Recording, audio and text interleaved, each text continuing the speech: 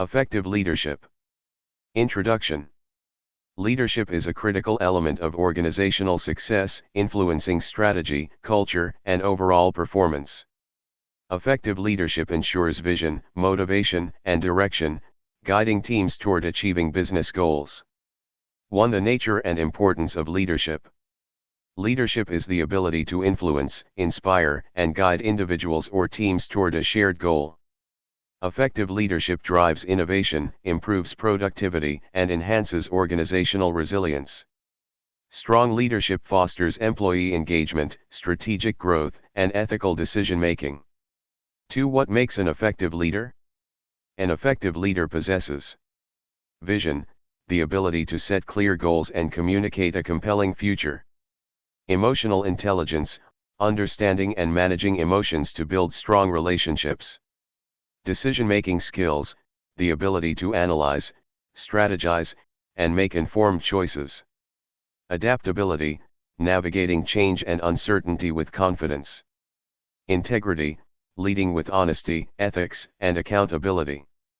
3. Leadership versus management. Leadership focuses on vision, motivation, and transformation, inspiring teams toward change. Management is about planning, organizing, and controlling resources to achieve efficiency.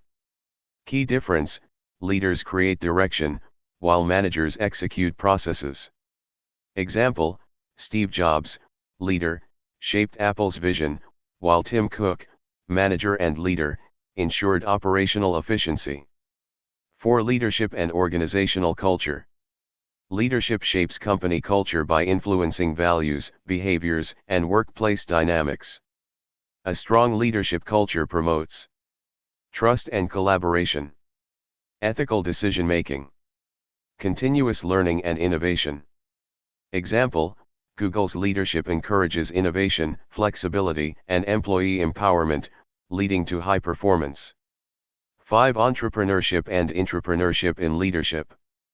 Entrepreneurship, leading through innovation, risk-taking, and market disruption. Entrepreneurs drive new ventures and challenge traditional models. Intrapreneurship, encouraging employees within an organization to act like entrepreneurs, fostering creativity, agility, and internal innovation.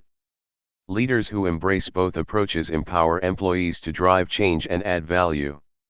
Example: Elon Musk, entrepreneur, and Google's 20% time, intrapreneurship, where employees develop innovative projects.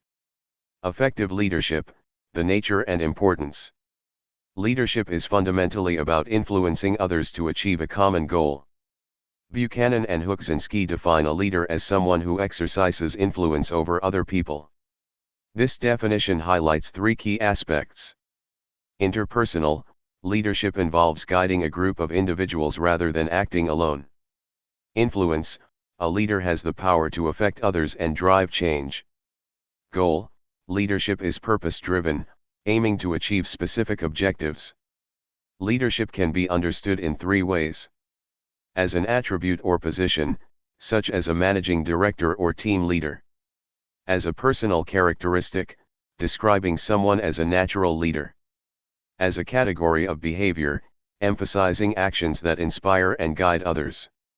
Effective leadership is essential for organizational success, fostering direction, motivation, and collaboration. Effective leaders are often seen as having certain traits that help them succeed. These can include physical traits, attributes like drive, energy, appearance, and even height. Personality traits, characteristics like adaptability, enthusiasm, and self-confidence. Social traits, skills such as cooperation, tact, courtesy, and strong administrative abilities. Leaders who are often seen as born, not made might also possess above-average intelligence. Initiative, the ability to be independent, inventive, and identify when action is needed. Motivation, self-assurance, and self-confidence. Other qualities like enthusiasm, sociability, integrity, courage, imagination, determination, energy, faith, and even virility. However, one of the key issues with trait theories is the counter-arguments. For example, Some may argue that a leader should always be courteous, while others point out examples of rude leaders who were still highly effective.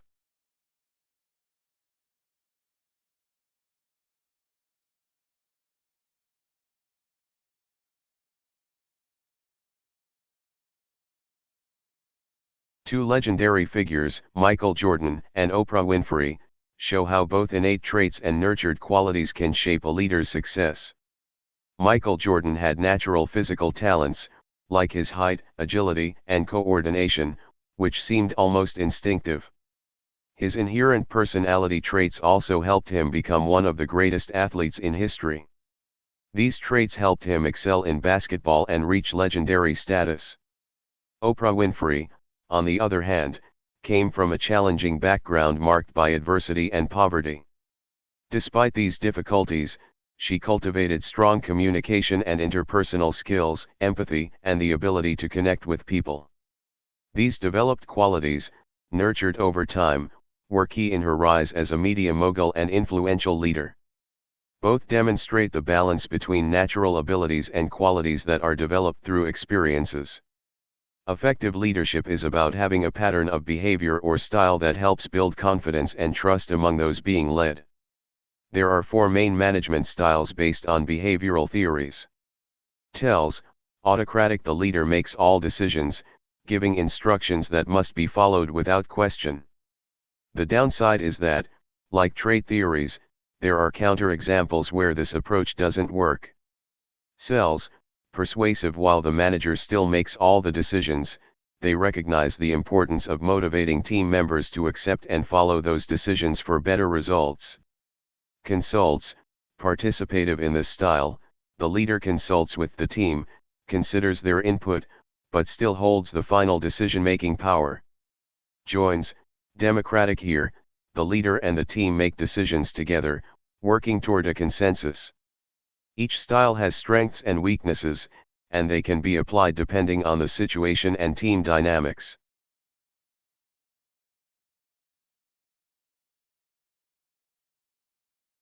Two notable figures known for their behavioral leadership styles are Sheryl Sandberg and Angela Merkel. Sheryl Sandberg, the Chief Operating Officer of Facebook and author of Lean In, is recognized for her emphasis on effective communication, empowerment, and mentorship. She's a vocal advocate for gender equality, actively encouraging women to take on leadership roles. Through her leadership, Sandberg has played a significant role in fostering a more inclusive and diverse workplace culture at Facebook. Angela Merkel, the former Chancellor of Germany, is known for her pragmatic and adaptable approach to governance. She demonstrated her leadership during crises like the European financial and refugee crises. Merkel's effective communication and diplomatic engagement with international leaders earned her respect on the global stage.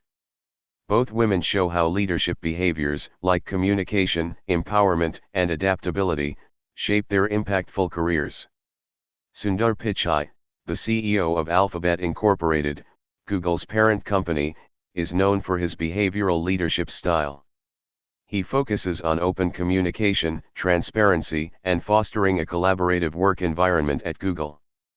Pichai also emphasizes innovation and creativity, encouraging employees to explore new ideas and initiatives.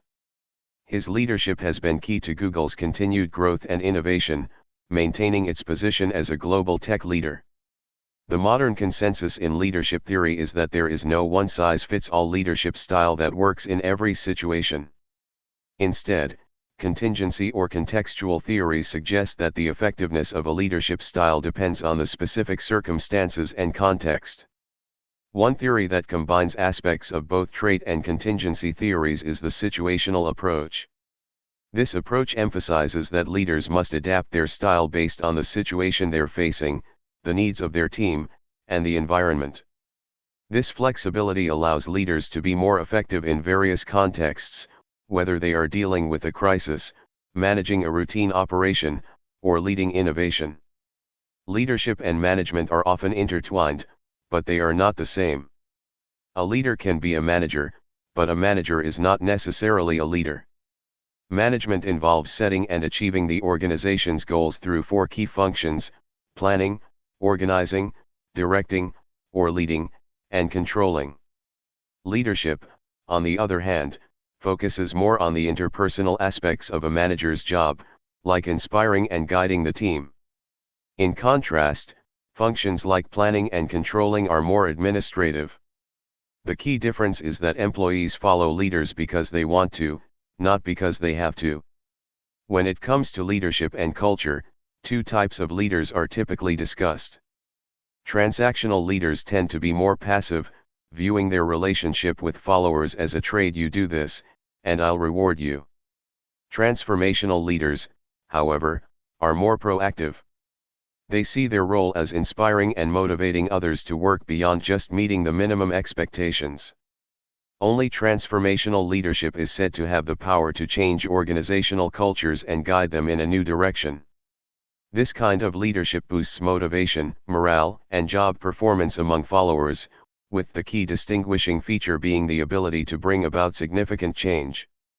The key difference between entrepreneurship and intrapreneurship lies in ownership and risk. An entrepreneur is someone who starts their own business. They own the business and take on the full financial risk of potential loss. They're responsible for the success or failure of the venture. An intrapreneur, on the other hand, is an employee within a company who works on innovative projects or initiatives.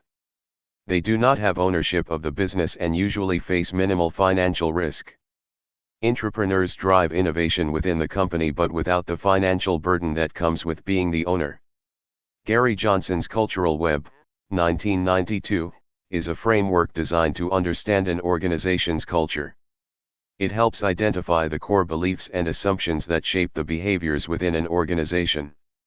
The Cultural Web identifies 6 interrelated elements that help describe this culture. Stories, the narratives that are shared within the organization, often about its history, successes, or key events. Symbols, the physical and visual elements that represent the organization's culture, like logos or office designs. Power structures, who holds power in the organization and how it influences decision-making and behavior. Rituals, the routines and behaviors that are expected and valued, like regular meetings or traditions. Control systems, the mechanisms in place for monitoring and controlling performance, such as performance reviews or financial tracking. Organizational structures, how the company is organized, including hierarchy and departmental arrangements. These 6 elements are interconnected, and together they form a framework for understanding how an organization's culture operates. Gary Johnson's Cultural Web identifies 6 key elements that help define an organization's culture. Each element plays a role in shaping behavior and beliefs within the organization. Stories, these are narratives shared within the organization, telling the history or values of the company. They communicate what's important and reflect the identity of the organization. Symbols, these are the visual representations of the organization's culture, such as logos, uniforms, office design, or even the way employees dress. They carry cultural meaning. Power structures, this element focuses on the key influencers within the organization, the decision makers who have the authority to guide and shape the direction of the company. Rituals, these are the routines and practices that are expected within the organization, such as regular meetings, social gatherings, or specific ways of doing things that reinforce the culture. Control systems, both formal and informal mechanisms in place that influence employee behavior, like performance evaluations, reward systems, or even unwritten norms. Structures, the hierarchical arrangements, departments, teams, and how responsibilities are organized within the company. Together, these 6 elements provide a framework for understanding how an organization's culture functions and evolves. Stories are a crucial element of an organization's culture, as they convey shared values and reinforce the company's identity. These narratives often highlight what the organization values most and encourage behaviors that align with those values. Organizational narratives communicate the values of the organization and help reinforce the behaviors it wants to promote. They also often include founding myths, historical anecdotes, and success stories that shape the organization's identity. These stories help build a sense of pride and belonging, making employees feel connected to the company's history and mission. In essence, stories serve as a tool for maintaining and transmitting the cultural essence of the organization over time. Symbols are a powerful way to visually represent an organization's culture. They help reinforce the identity and values of the company through design and branding elements. Branding, this includes logos, colors, and fonts that visually communicate the organization's identity to both employees and external audiences. Office design, the physical workspace is another symbol, as it often reflects the company's priorities and values. For example, open-plan offices might emphasize collaboration, while private offices might highlight individual achievement or hierarchy. Symbols act as constant reminders of the organization's culture, values, and priorities, influencing the behavior and perceptions of those within the organization. Power structures within an organization define who holds influence and authority, shaping the decision-making process and overall culture. Decision makers, the key players in an organization who directly influence decisions and set the direction. These individuals or groups hold formal authority and often shape the strategic goals of the company. Influence networks, power structures also include informal influence channels, the unwritten power dynamics within an organization. These networks may involve individuals who don't hold formal leadership roles but still have significant sway due to their relationships, expertise, or reputation.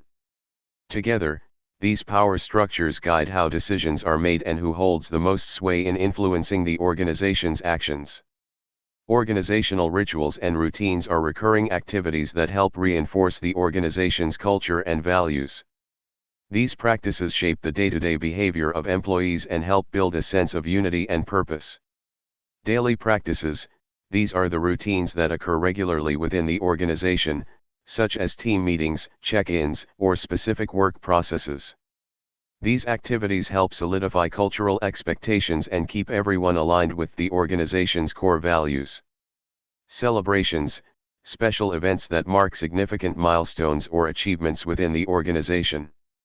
Celebrations, such as anniversaries, awards ceremonies, or project completions, help recognize accomplishments and boost morale, reinforcing a positive and cohesive culture. Rituals and routines serve as reminders of the behaviors and values that the organization prioritizes, while celebrations help maintain motivation and a sense of belonging. Control systems in an organization refer to the mechanisms that shape and guide employee behavior, ensuring alignment with the company's goals and values. These controls can be both formal and informal. Formal controls, these include policies, procedures, and performance evaluations. These are structured and officially implemented systems that ensure employees follow specific guidelines and meet expectations. Informal controls, these are the norms, values, and peer pressure that influence behavior without being formally written or enforced. They can have a strong impact on how employees interact and perform, even if they're not explicitly stated in the company's rules. Together, formal and informal controls help maintain the organization's culture by guiding and influencing how people behave in the workplace. Organizational structures refer to how a company is arranged in terms of authority, responsibility, and collaboration. The structure influences how work gets done and how the culture is shaped. Hierarchy, this defines the levels of authority and reporting lines within the organization. It shows who reports to whom and helps clarify roles and decision-making power. Departments, these are specialized units within the organization, each with its own distinct function. For example, marketing, finance, and HR departments may focus on specific tasks to ensure the company runs smoothly. Teams are groups of employees working together on specific projects or tasks. They are often cross-functional, bringing together people with different skills to collaborate and solve problems. The organizational structure defines how people work together, how information flows, and the way authority is distributed, all of which influence the company's culture. Understanding the cultural web is crucial for strategic decision-making within an organization. By analyzing the cultural elements of the organization, leaders can make more informed decisions that align with the company's culture and goals. Strategic decision-making, the cultural web provides insights into the company's values and behaviors, helping leaders shape strategies that resonate with the organizational culture and increase chances of success. Targeted interventions, by understanding the web's elements like power structures, rituals, and symbols, leaders can make targeted interventions to improve alignment and efficiency, ensuring that changes support the organization's values and goals. Mergers and acquisitions, the cultural web is also helpful in mergers and acquisitions by analyzing and aligning the cultures of different organizations, which can smooth the integration process. Change management and leadership development, the framework aids in change management by identifying areas of the culture that may need to adapt. It also supports leadership development by focusing on how leaders influence and align with the organizational culture. These factors, cultural elements, leadership styles, and organizational alignment, help the company adapt to external pressures and internal changes, shaping how it functions and achieves its strategic objectives. Mintzberg's 5 organizational components provide a framework for understanding how different parts of an organization coordinate and function together. The model breaks down an organization into 5 generic components, each playing a specific role. Strategic apex, this is the top level of the organization, including senior leaders and executives who set the overall direction and strategy of the company. They are responsible for making high-level decisions and ensuring the organization's success. Middle line, the middle management connects the strategic apex with the operating core. Middle managers help implement the strategy set by top leaders and supervise the work of the operating core, ensuring alignment with the organization's objectives. Operating core, these are the employees who directly carry out the day-to-day activities of the organization. They are responsible for the basic work that the organization is designed to perform, such as production, customer service, or sales. Technostructure, this group includes experts and specialists who support the organization through technical and analytical work. They help standardize and improve processes, procedures, and systems within the company. Support staff, these are employees who provide various support services to the rest of the organization, such as HR, IT, legal, and administrative functions. They help ensure the organization runs smoothly and effectively, without being directly involved in core operations. Each of these 5 components works together to ensure the organization runs efficiently and meets its strategic goals. The strategic apex is the top level of the organization and plays a critical role in setting the direction and overseeing the overall strategy. This component consists of top management, including senior executives like CEOs, presidents, and directors. Setting direction, the strategic apex is responsible for establishing the organization's vision and strategy. They define the long-term goals and objectives that guide the entire organization toward achieving its mission. Vision and strategy, they craft a vision for the organization's future and develop the strategy to achieve that vision. This involves making high-level decisions on resource allocation, market focus, and overall priorities, ensuring that the entire organization aligns with these objectives. The strategic apex provides the leadership needed to guide the organization and ensures that it remains focused on its long-term goals and direction.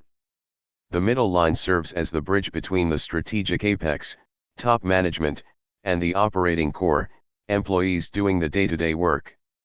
Middle managers play a critical role in connecting these 2 levels of the organization. Hierarchy, middle managers are responsible for ensuring that the organization's strategic direction is communicated and implemented effectively across all levels. They ensure the strategies set by top management are translated into actionable steps for the operational teams. Communication flow, middle managers facilitate the flow of communication between the strategic apex and the operating core.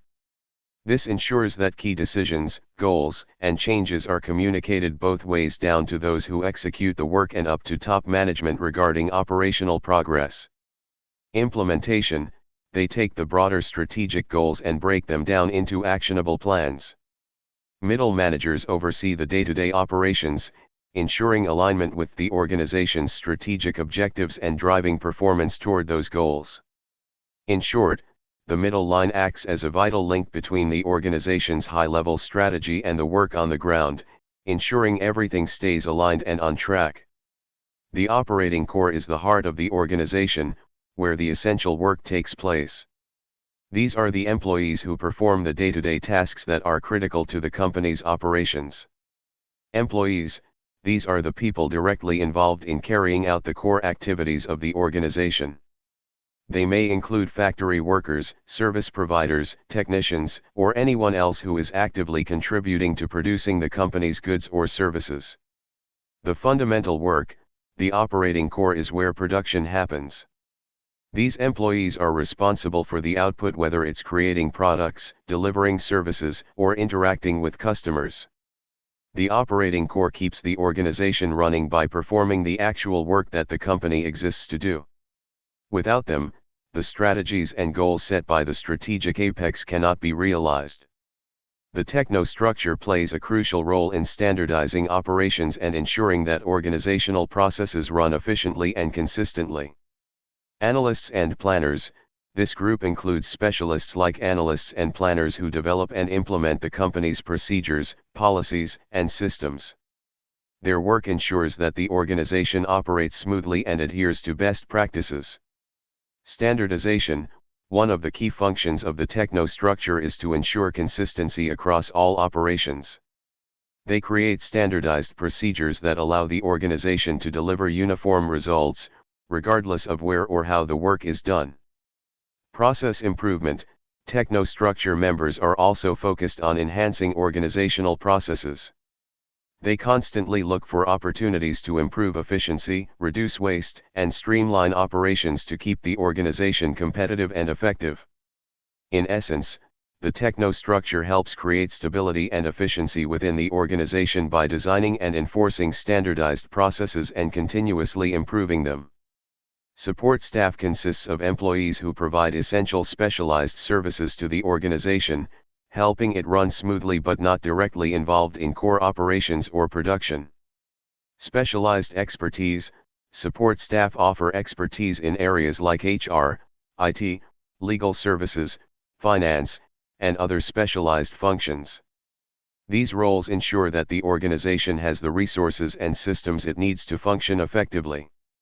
External relations, support staff also play a key role in managing relationships with external stakeholders, such as customers, suppliers, regulators, and the public. They ensure that these relationships are positive and help support the organization's overall goals. In short, support staff is crucial for providing the back-end services and maintaining the connections that allow the organization to operate and grow, even though they are not directly involved in the primary work or decision-making processes. Henry Mintzberg identified 5 core organizational configurations, later expanding to 6, each based on structure, power distribution, and coordination mechanisms. These configurations help describe how organizations are structured and how they operate. Here's a breakdown of each. Simple structure, typically found in small, entrepreneurial firms. The decision-making is centralized, usually in the hands of a single leader or small group. These organizations are flexible and informal, often characterized by a flat hierarchy and few formalized processes. Machine bureaucracy, common in large, standardized organizations such as manufacturing firms. The structure is highly formalized, with strict rules, procedures, and hierarchical levels. The work is divided into specialized tasks, and efficiency is a top priority. Professional bureaucracy, seen in knowledge-intensive organizations like hospitals or universities. Professionals in these organizations, such as doctors or professors, have a lot of autonomy. The organization relies on their expertise, and the power is distributed among skilled professionals rather than centralized in a management structure. Divisionalized form, found in large corporations with multiple semi-autonomous divisions. Each division operates like a separate company with its own objectives, but the overall corporate strategy is guided from the top. Coordination between divisions happens through control mechanisms set by the corporate headquarters. Adhocracy, these organizations are innovative, flexible, and decentralized, making them ideal for industries that require creativity and adaptation, such as startups and creative industries. There is less hierarchy, and employees often work in teams to solve problems dynamically. Missionary and political organizations, these are organizations driven by a strong ideology, missionary, or by power struggles, political. Missionary organizations focus on a shared vision or cause, while political organizations are more focused on gaining and maintaining power within the structure. Each configuration reflects how an organization's structure, power distribution, and coordination mechanisms affect how it operates and achieves its goals. The simple structure is an organizational model that is particularly suited to startups and small businesses, often seen in the entrepreneurial phase of an organization's life cycle.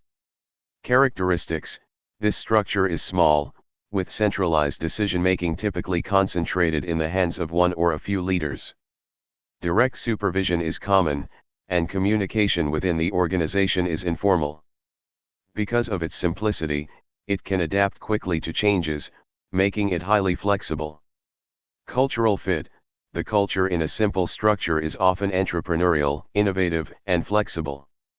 The ability to make rapid decisions and quickly adapt to new opportunities is critical. Risk-taking is usually encouraged as part of the organization's entrepreneurial drive. This structure thrives in fast-moving environments where flexibility, quick responses, and strong leadership are needed to compete and grow.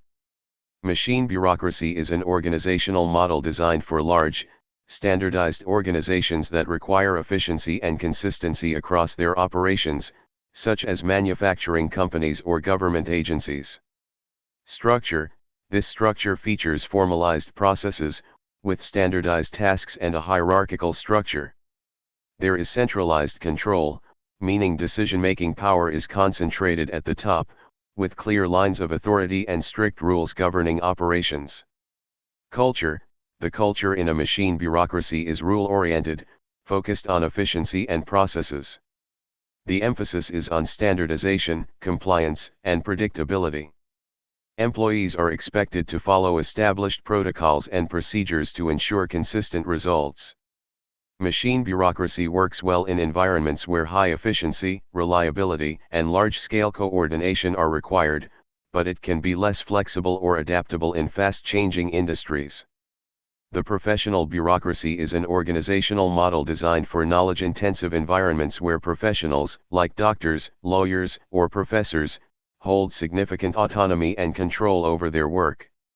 Decentralized structure: unlike highly centralized organizations, in a professional bureaucracy, decisions are delegated to the professionals themselves, who are the experts in their fields. The structure is decentralized, and there's little direct supervision, allowing professionals the freedom to exercise their judgment and skills. Knowledge-based culture: this type of organization places a high value on expertise, professionalism, and collaboration.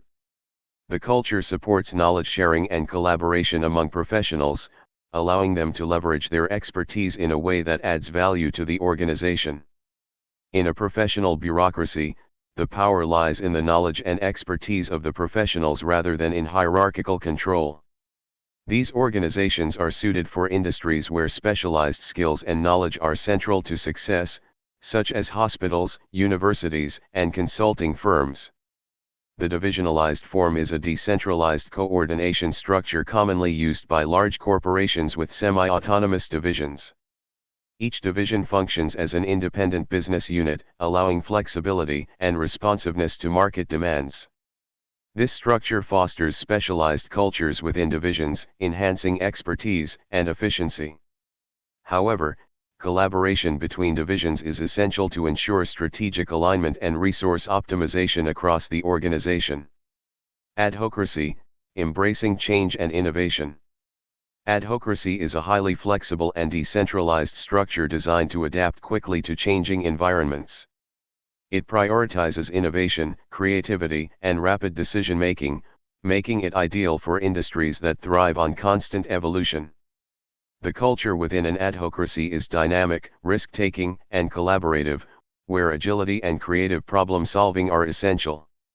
Organizations embracing this model encourage experimentation and teamwork, allowing them to stay ahead in competitive and unpredictable markets. Missionary and political organizations. Missionary organizations are driven by a shared ideology or purpose, fostering a strong organizational culture and deep commitment to their mission. Members are united by common values, ensuring dedication and cohesion. On the other hand, political organizations often experience power struggles and internal conflicts, where decisions are shaped by political dynamics rather than a unified mission. Influence, negotiation, and competition for control play a significant role in their operations. Key takeaways and next steps. Understanding Mintzberg's organizational configurations is crucial for designing effective structures that align with an organization's goals, culture, and environment. Each model offers unique advantages and challenges, making it essential to choose the right fit. Moving forward, organizations should assess their needs, encourage adaptability, and foster collaboration for optimal performance. Further research can delve into real-world applications of these models to enhance strategic decision-making and organizational efficiency. The American Accounting Association, AAA, Model, Ethical Standards in Accounting. Introduction to the AAA Model. Defining the AAA Model. The AAA Model outlines ethical standards. It provides a structured framework for accountants. Purpose. Its purpose is to promote ethical behavior. This builds confidence in financial reporting. Integrity, honesty and fairness. Definition. Acting honestly and fairly is essential. It is in all professional interactions. Application. Upholding honesty builds trust. It ensures fair dealings with all stakeholders. Objectivity, avoiding bias. Definition. Objectivity requires avoiding bias. It also means avoiding conflicts of interest. Importance. It ensures decisions are impartial. This leads to reliable financial information. Confidentiality, protecting information. Definition. Confidentiality involves protecting client information. It also extends to sensitive data. Responsibilities. Accountants must safeguard privacy. They should prevent unauthorized disclosures. Due care, exercising diligence. Definition. Due care involves exercising diligence. It also means adhering to standards. Application. Accountants must perform duties carefully. They should follow procedures. Visualizing the AAA model components. 1. Integrity. 2. Objectivity. 3. Confidentiality. 4. Competence. 5. Due care. Importance in the accounting profession. 1. Trust. 2. Credibility. 3. Ethics. Applying the AAA model, real-world scenarios. 1. Analysis. 2. Decision. 3. Action. Use the AAA model for ethical challenges. Analyze, decide, and act ethically. Apply these principles in daily accounting tasks. Scenario for the AAA model. An auditor uncovers an irregular cash payment and receives an unsatisfactory explanation for it from the client's finance director. He suspects the cash payment is a bribe paid to someone but can't prove it. The client then offers to pay the auditor a large amount of money if he pretends not to have noticed the payment. The amount of money offered by the client is large enough to make a significant difference to the auditor's wealth. Should the auditor take the money? The American Accounting Association, AAA, Model. Scenario for the AAA model. Step 1. What are the facts of the case? Step 2. What are the ethical issues in the case? Step 3. What are the norms, principles, and values related to the case? Step 4. What are the alternative courses of action? Step 5. What is the best course of action that is consistent with the norms, principles, and values identified in Step 3? Step 6. What are the consequences of each possible course of action? Step 7. What is the decision? Step-by-step ethical analysis of the auditor's dilemma. White heavy check mark. Step 1. Identifying the facts. The auditor uncovers an irregular cash payment and receives an unsatisfactory explanation from the finance director. He suspects it to be a bribe, but does not have direct proof. The client then offers a large sum of money in exchange for ignoring the transaction. The amount offered is significant enough to impact the auditor's personal wealth. Step 2. Identifying the ethical issues. Bribery and professional integrity.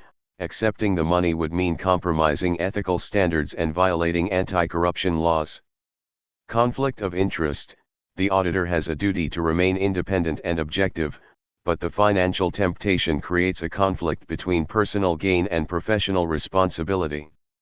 Legal and regulatory consequences.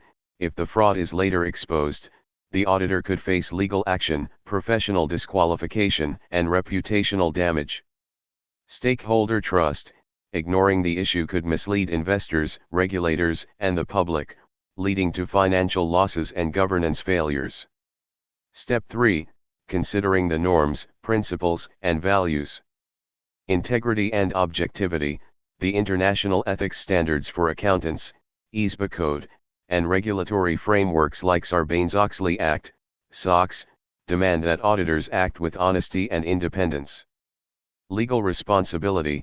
Laws such as the UK Bribery Act and US Foreign Corrupt Practices Act, FCPA, strictly prohibit bribery and financial misconduct.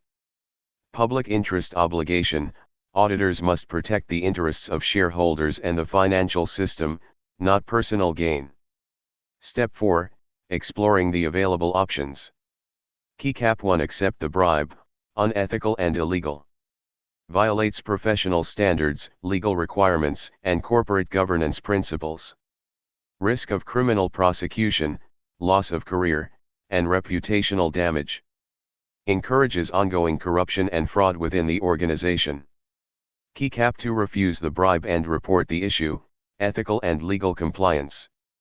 Upholds integrity, transparency, and professional duty. Strengthens trust in financial reporting and corporate governance. Auditor may need whistleblower protection if facing retaliation.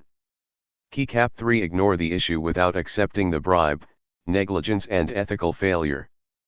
Failing to report a suspected bribe violates professional and legal obligations. Auditor remains legally responsible if fraud is later uncovered. Can damage public trust and financial market stability. Step 5. Choosing the best course of action. The only ethical and legally compliant option is to checkmark refuse the bribe. Checkmark report the irregular transaction to senior management, the audit committee, or an independent regulator.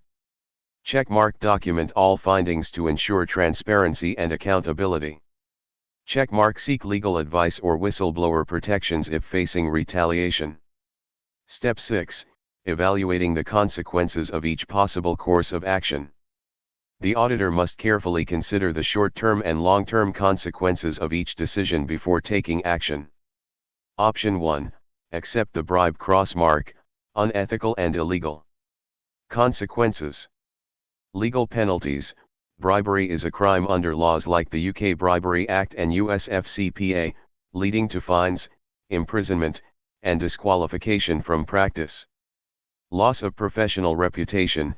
If discovered, the auditor will face permanent damage to credibility, making future employment nearly impossible. Stakeholder harm. Investors, employees, and regulators will be misled, leading to potential financial losses and corporate instability. Personal risk. The client may use the bribe as leverage, exposing the auditor to blackmail, threats, or further unethical demands. White heavy checkmark. Conclusion. This option is unacceptable as it is both unethical and illegal. Option 2. Refuse the bribe and report the issue. White heavy checkmark, ethical and legal. Consequences. Upholds integrity and professional ethics, reinforcing stakeholder trust in financial reporting. Compliance with laws and regulations, avoiding legal repercussions and protecting career longevity. Potential risks: the auditor may face pressure, threats, or professional retaliation. Whistleblower protections may be necessary to ensure personal and professional safety. Long-term benefits: demonstrating ethical decision-making enhances the auditor's credibility and may lead to career advancements and industry recognition. White heavy checkmark conclusion: this is the best course of action, as it aligns with legal, ethical, and professional standards. Option 3, ignore the issue without accepting the bribe warning, negligence and ethical failure. Consequences: violation of auditing standards, failing to report suspicious activity compromises professional responsibilities, leading to disciplinary action. Reputational damage: if fraud is later uncovered, the auditor may lose credibility and be held accountable for negligence. Legal liability: inaction could result in legal consequences for not acting on red flags. Corporate risks: ignoring irregularities enables ongoing fraud, potentially harming employees, investors, and the company's future. Step 7, the decision. The only ethical and legally compliant decision is to checkmark refuse the bribe. Checkmark report the irregular payment to the appropriate authorities, such as senior management, the audit committee, or regulators. Checkmark document all findings and communications to ensure transparency and accountability. Checkmark seek legal advice or whistleblower protections if facing retaliation. By making the right choice, the auditor upholds ethical integrity, strengthens corporate governance, and ensures financial transparency, safeguarding both personal and professional credibility. Tucker, Scenario 1. Big company is planning to build a new factory in a developing country. Analysis shows that the new factory investment will be more profitable than alternatives because of the cheaper labor and land costs. The government of the developing country has helped the company with its legal compliance, which is now fully complete, and the local population is anxiously waiting for the jobs which will, in turn, bring much needed economic growth to the developing country. The factory is to be built on reclaimed brownfield land and will produce a lower unit rate of environmental emissions than a previous technology. Is it profitable?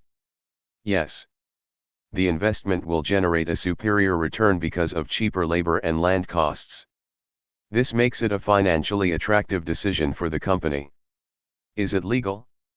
Scenario 1, yes. The government of the developing country has helped resolve any legal issues, making the investment legally sound. Scenario 2, uncertain.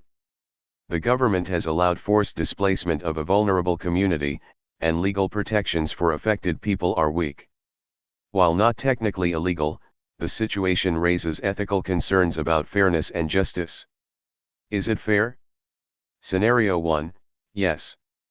The workforce in the country is eager for jobs, and no stakeholders are mentioned as being negatively affected. Scenario 2, questionable. The jobs created by the factory come at the cost of displacing a poor community. The decision on fairness depends on whether the economic benefits outweigh the harm caused to the displaced people. Is it right? Scenario 1, yes. The investment supports economic growth in the developing country, and no counterarguments are presented. Scenario 2, ethically complex. The situation now requires a deeper ethical assessment.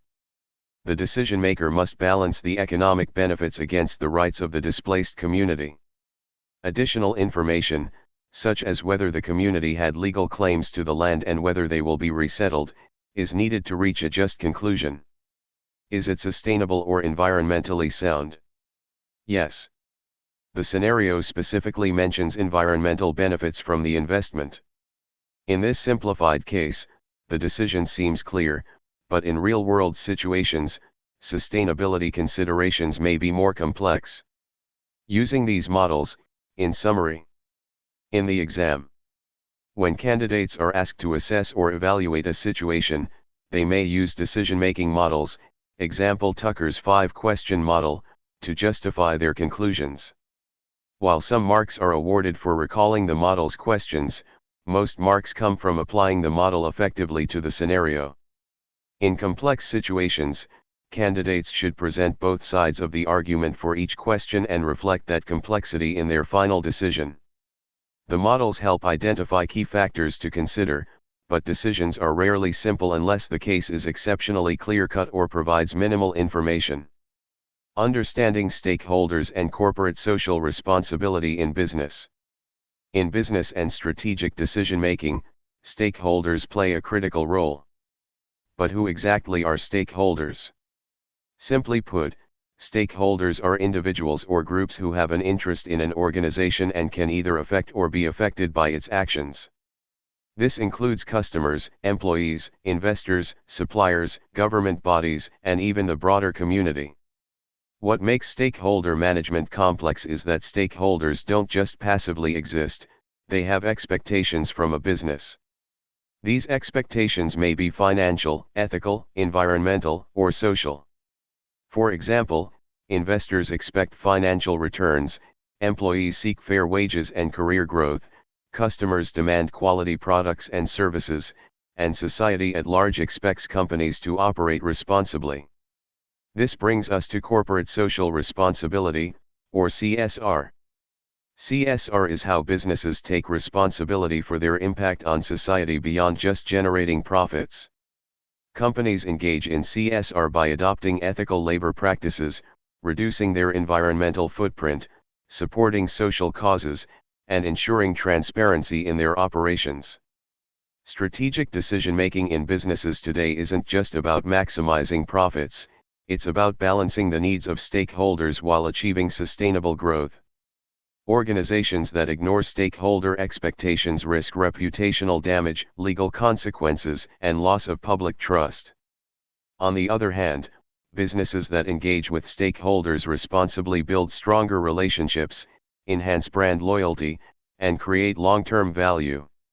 Ultimately, stakeholder management and CSR are not just ethical obligations but strategic necessities in today's interconnected world.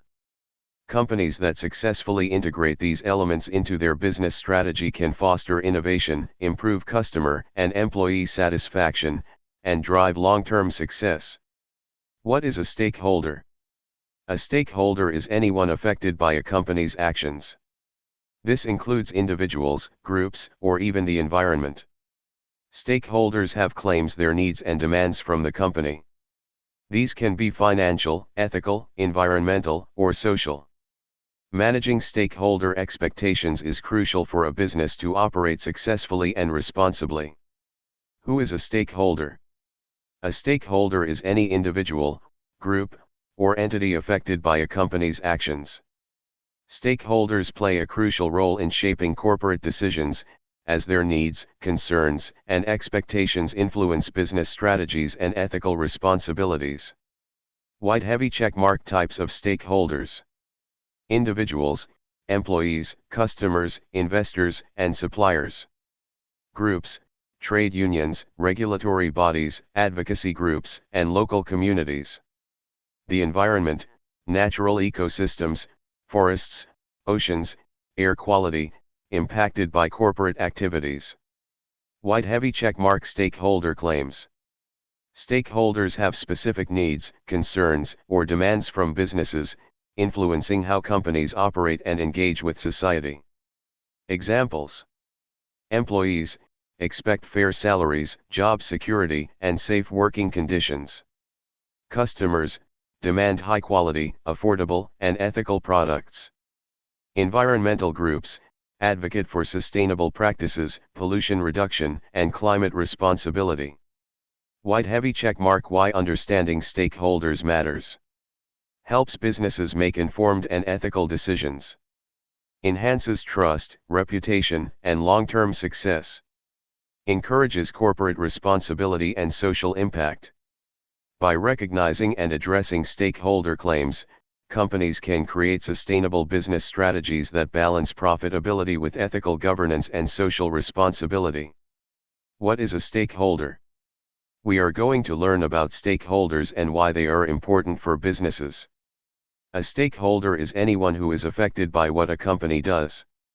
This means that if a business makes a decision, there are people, groups, or even things like the environment that can feel its impact.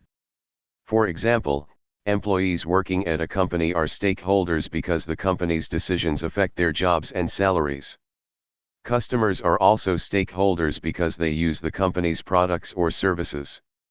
Even the local community can be a stakeholder if a company opens a new factory or changes the way it operates.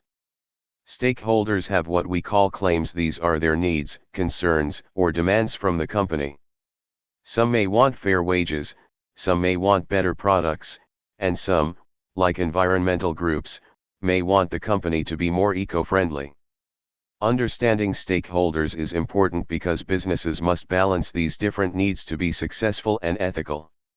Now, let's move on to the next part and explore different types of stakeholder claims. Two types of stakeholder claims. Stakeholder claims are categorized into direct claims and indirect claims, both of which companies must consider in their decision-making to ensure ethical governance and long-term sustainability. White heavy checkmark direct claims. These come from stakeholders who can clearly express their needs and demands, often having a strong voice in corporate affairs. They include employees, seeking fair wages, job security, and safe working conditions. Customers, expecting quality products, fair pricing, and good service. Shareholders, demanding financial returns and business transparency. Trade unions, advocating for workers' rights and fair policies. Local communities, concerned with corporate impact on the local economy and environment. Suppliers, seeking fair contracts and timely payments. These claims are straightforward and easily recognized, making them a priority in corporate decision-making. White heavy checkmark indirect claims. These come from stakeholders who cannot directly voice their concerns, yet their interests are still affected by corporate actions. Examples include future generations, impacted by long-term environmental and economic policies. The environment, lacking a voice but requiring sustainable business practices. Distant workers, employees in outsourced supply chains who may lack bargaining power. Powerless individuals, such as a single customer challenging a large corporation. These claims are harder to identify but are equally important for ethical decision-making, as ignoring them can lead to reputational damage, legal challenges, and regulatory scrutiny. Companies that balance direct and indirect stakeholder claims build trust, maintain social responsibility, and ensure long-term sustainability. Addressing both types of claims helps mitigate risks, enhance brand reputation, and contribute positively to society. Why indirect claims are challenging. Since indirect stakeholders can't speak, others interpret their needs. But this raises questions. How do we know what the environment or future generations would say? Can activists or organizations reliably speak for them? This uncertainty makes it difficult for businesses to include these claims in their decision-making process. However, responsible companies try to consider both direct and indirect stakeholder claims to ensure ethical and sustainable operations. Why this matters for businesses. Effective stakeholder management is crucial for business success, as companies must balance both direct and indirect stakeholder claims to maintain trust, sustainability, and long-term profitability. White heavy checkmark balancing stakeholder interests. Businesses must consider the needs of shareholders, employees, customers, suppliers, and communities, ensuring that no group is unfairly neglected. Ignoring key stakeholder concerns can result in financial losses, reputational damage, and regulatory scrutiny. White heavy checkmark ethical decision-making and stakeholder engagement. Ethical businesses actively engage with stakeholders, listen to concerns, and implement fair policies. Companies that prioritize transparency and responsible governance build loyalty, brand strength, and competitive advantage. White heavy checkmark consequences of neglecting stakeholders.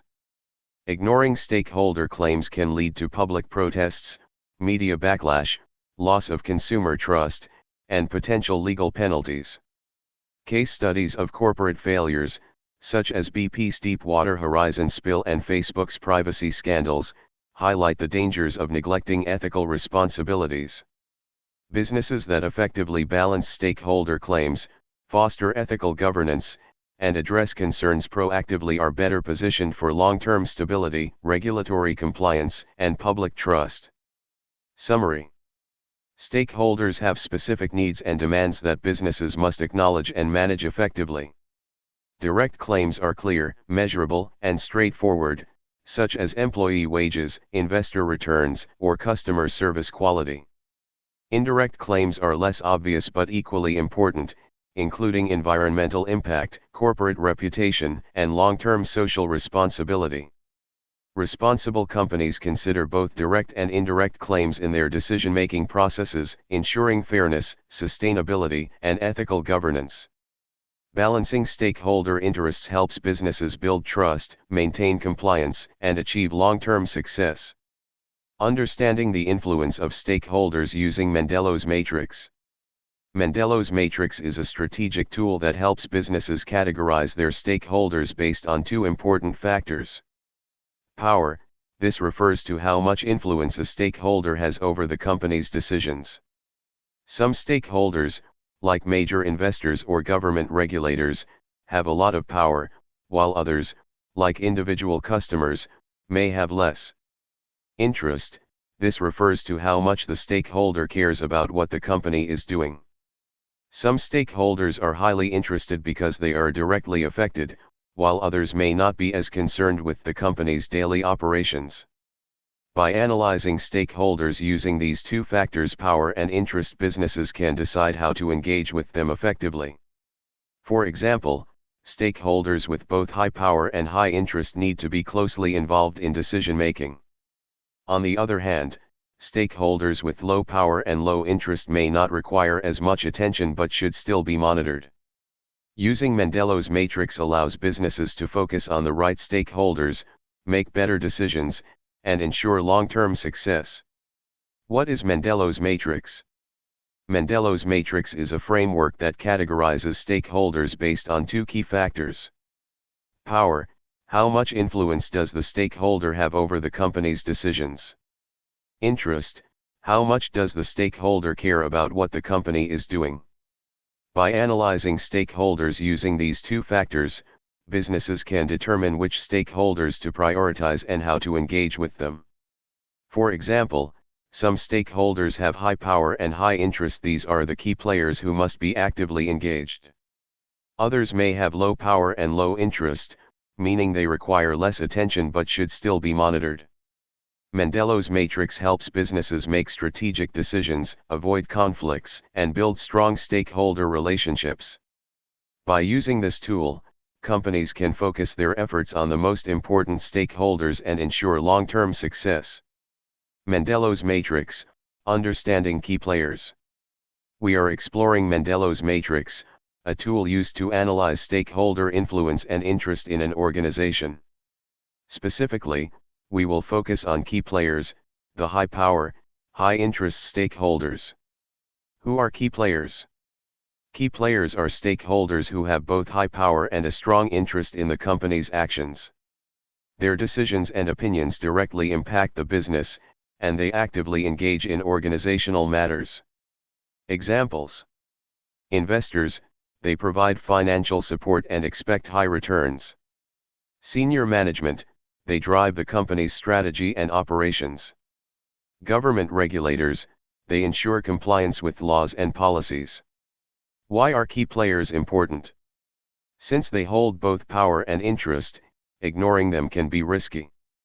Their decisions can shape the future of the business. For example, if investors lose confidence, they might withdraw funding, affecting operations. If regulators are dissatisfied, they could impose fines or restrictions. High power, low interest: keep satisfied. These stakeholders have strong influence but are not very interested in the company's daily operations.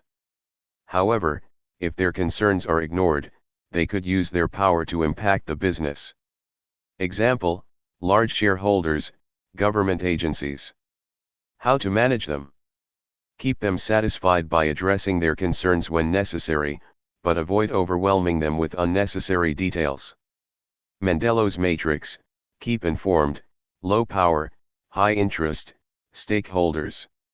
Introduction. Focusing on the low power, high interest group, also known as keep informed stakeholders. Who are keep informed stakeholders?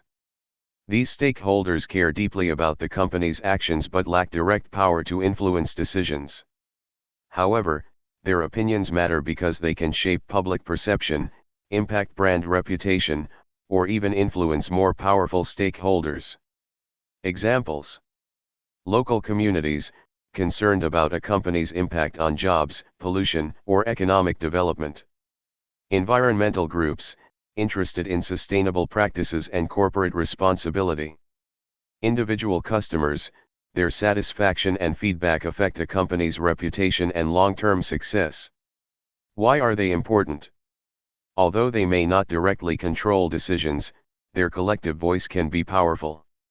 If ignored, they can create negative publicity through media or social activism, influence regulators or powerful stakeholders to take action, affect customer loyalty, leading to financial losses. For example, if an environmental group criticizes a company's sustainability practices, public opinion may shift, forcing larger stakeholders like government agencies or investors to step in. Mendelow's matrix: low power, low interest stakeholders, also known as monitor stakeholders. Who are monitor stakeholders? These stakeholders have minimal influence over the company and do not actively engage with its decisions or operations. While they exist within the business environment, their impact is usually indirect or insignificant. Examples: the general public, individuals who are not directly affected by the business. Small customers with low purchasing power, they may use the company's products occasionally but do not drive major business decisions. Why are they important? At first glance, these stakeholders may seem unimportant. However, their role can change over time. A small customer today could become a valuable customer in the future. A neutral public could turn into an active voice during a crisis or controversy. Trends and social movements can shift, making previously uninterested groups more involved. For example, in the past, sustainability was not a major concern for the general public, but today, environmental awareness has grown, and businesses are expected to be more responsible. How to manage them? Since they have low interest and power, companies should monitor their position, keep track of any changes in their interest or influence. Maintain minimal engagement, no need for extensive communication unless their stance shifts. Be prepared for future influence, stay aware of potential trends that could make them more relevant. Unlike key players or keep informed stakeholders, businesses don't need to actively engage with this group unless their level of interest or influence suddenly increases. Conclusion. Mendelow's matrix helps businesses focus on the right stakeholders. By understanding who holds power and who has high interest, companies can build strong relationships, manage risks, and make informed decisions. Who's who? The stakeholder versus stockholder debate. One of the most debated topics in business ethics and corporate governance, the stakeholder versus stockholder debate.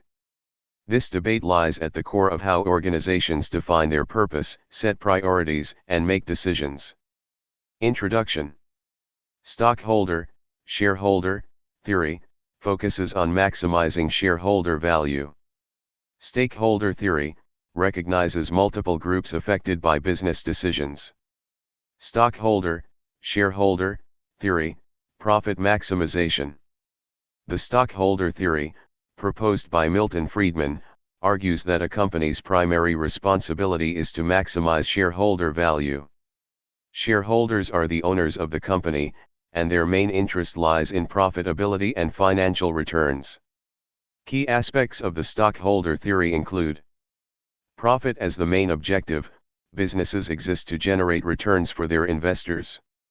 Legal and ethical obligations, companies should follow laws and ethical standards, but they are not responsible for broader social or environmental concerns.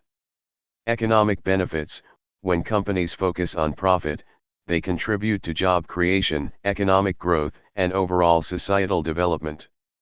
Example: Apple and stockholder value. Apple focuses on innovation, market expansion, and shareholder returns. Regular stock buybacks, dividend payouts, and financial growth ensure investor satisfaction. Stakeholder theory, a broader perspective. The stakeholder theory, introduced by Edward Freeman, suggests that businesses must consider the interests of all groups affected by their decisions, not just shareholders. Stakeholders include employees, customers, suppliers, communities, and the environment. Key aspects of the stakeholder theory include: balancing multiple interests. Companies should consider long-term sustainability rather than short-term profit maximization. Corporate social responsibility.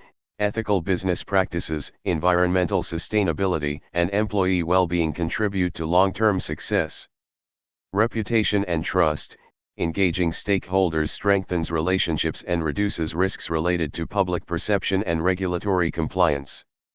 Example: Patagonia's ethical business model. Patagonia prioritizes sustainability and fair labor practices. By investing in ethical sourcing and environmental conservation, the company builds customer loyalty and long-term brand strength, even if it means higher costs. Stockholder versus stakeholder approach. Key differences. The stockholder theory, proposed by Milton Friedman, focuses on maximizing shareholder wealth. According to this approach, businesses exist primarily to generate profits for their investors. Decision-making is driven by financial performance, and companies are only expected to meet legal and ethical requirements, rather than actively engaging in broader social responsibilities. Risk management under this model is financially oriented, ensuring that investments and revenue generation remain stable. On the other hand, the stakeholder theory, introduced by Edward Freeman, takes a more inclusive approach, recognizing that businesses affect multiple groups beyond shareholders.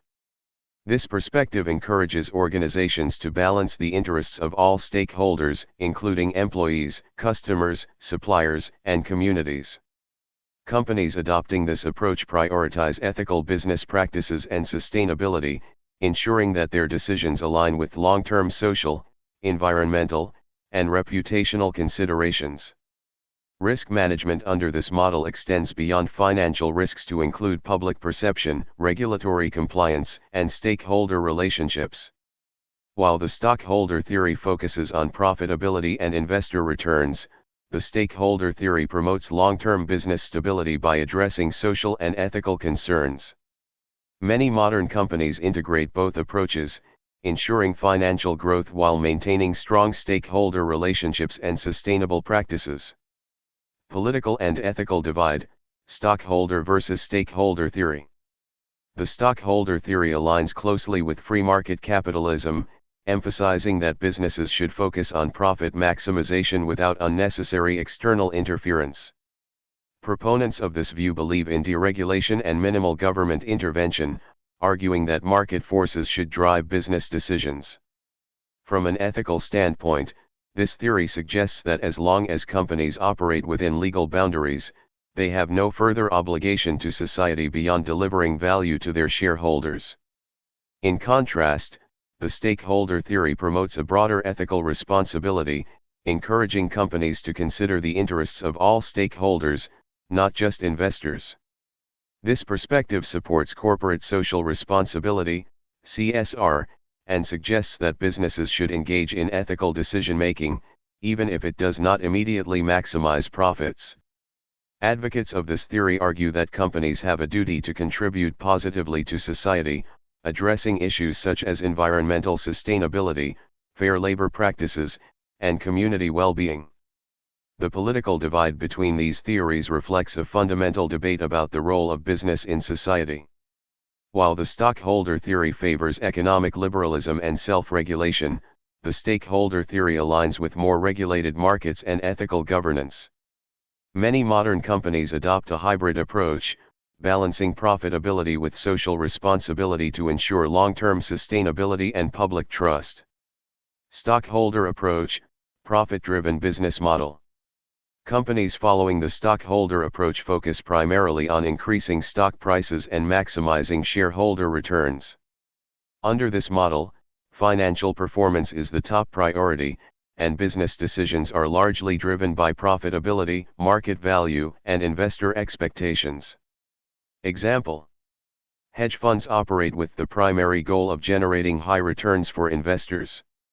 Similarly, public corporations like ExxonMobil and Amazon prioritize financial growth, stock value appreciation, and shareholder dividends.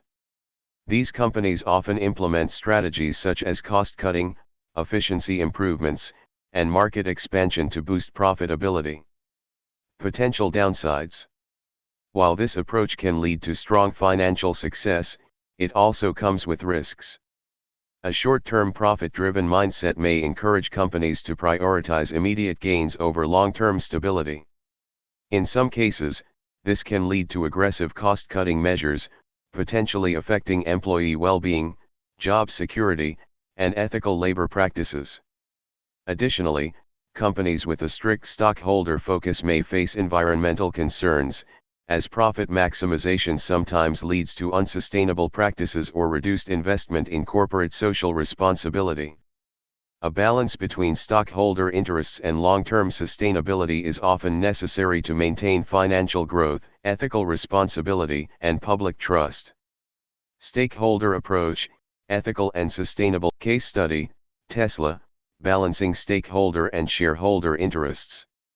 Tesla's governance approach reflects a blend of stakeholder and shareholder priorities, demonstrating both strong innovation-driven strategies and governance challenges.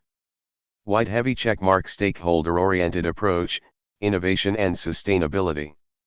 Tesla positions itself as a leader in clean energy and sustainable technology, aligning with environmental, social, and governance (ESG) principles. Its commitment to renewable energy, electric vehicles, and reducing carbon emissions enhances its reputation among consumers, regulators, and environmental advocates. The company invests heavily in employee training, AI-driven automation, and supply chain sustainability, reflecting stakeholder-centric governance. White heavy checkmark. Shareholder-focused decisions and challenges. Tesla has faced scrutiny over executive compensation and corporate decision-making. CEO Elon Musk's high-risk strategies and performance-based pay package have led to debates on governance fairness and investor interests. Stock price volatility, often influenced by executive actions, has raised concerns among investors about market stability and governance oversight. Governance concerns have also emerged regarding board independence, transparency in financial reporting, and regulatory compliance. White heavy checkmark. Key governance lessons from Tesla. Balancing innovation and risk management. Tesla's aggressive expansion strategy must be aligned with sound corporate governance to manage long-term risks. Stronger board oversight needed. Effective governance requires independent board leadership, transparency, and ethical decision-making. Stakeholder-shareholder balance. Companies must align sustainability goals with financial stability, ensuring long-term investor confidence without compromising stakeholder interests. Tesla exemplifies the complexities of corporate governance, where innovation-driven growth and sustainability efforts coexist with shareholder pressures and governance risks. The company's trajectory highlights the importance of balancing financial, ethical, and stakeholder considerations for long-term success. Conclusion: balancing stockholder and stakeholder approaches. Both the stockholder and stakeholder theories offer valuable insights into corporate governance, each with its strengths and weaknesses. The stockholder approach prioritizes financial performance and investor returns, ensuring profitability and economic growth. However, its focus on short-term gains may lead to ethical concerns, environmental issues, and employee dissatisfaction. On the other hand, the stakeholder approach emphasizes corporate social responsibility, CSR, sustainability, and ethical decision-making, fostering long-term brand trust, customer loyalty, and employee well-being. The ideal approach depends on business objectives, ethical priorities, and regulatory environments. While some industries may continue to emphasize stockholder value, there is a growing global shift towards stakeholder-focused governance. Companies are increasingly integrating ESG principles, sustainability initiatives, and social responsibility into their corporate strategies, recognizing that long-term success requires a balance between profitability and ethical responsibility. A well-balanced approach ensures that businesses remain financially strong, socially responsible, and adaptable to the evolving expectations of investors, customers, employees, and society at large. Discussion questions: the stakeholder versus stockholder debate. The stakeholder versus stockholder debate is central to corporate governance, ethics, and strategic management, key areas of study for ACCA professionals. Stakeholder classifications. Narrow and wide stakeholders. Narrow stakeholders are those who are directly dependent on the corporation's output. Their interests are closely tied to the company's success. Example: shareholders and employees, who rely on the company's performance for financial returns and job security. Wide stakeholders are less dependent on the company's output but still have an interest in its operations. Example: the government, which regulates business activities but does not rely on the company for its existence. 2 primary and secondary stakeholders. Primary stakeholders have a direct effect on the company and are essential for its operations. Example: the government, which sets policies and regulations that the company must follow.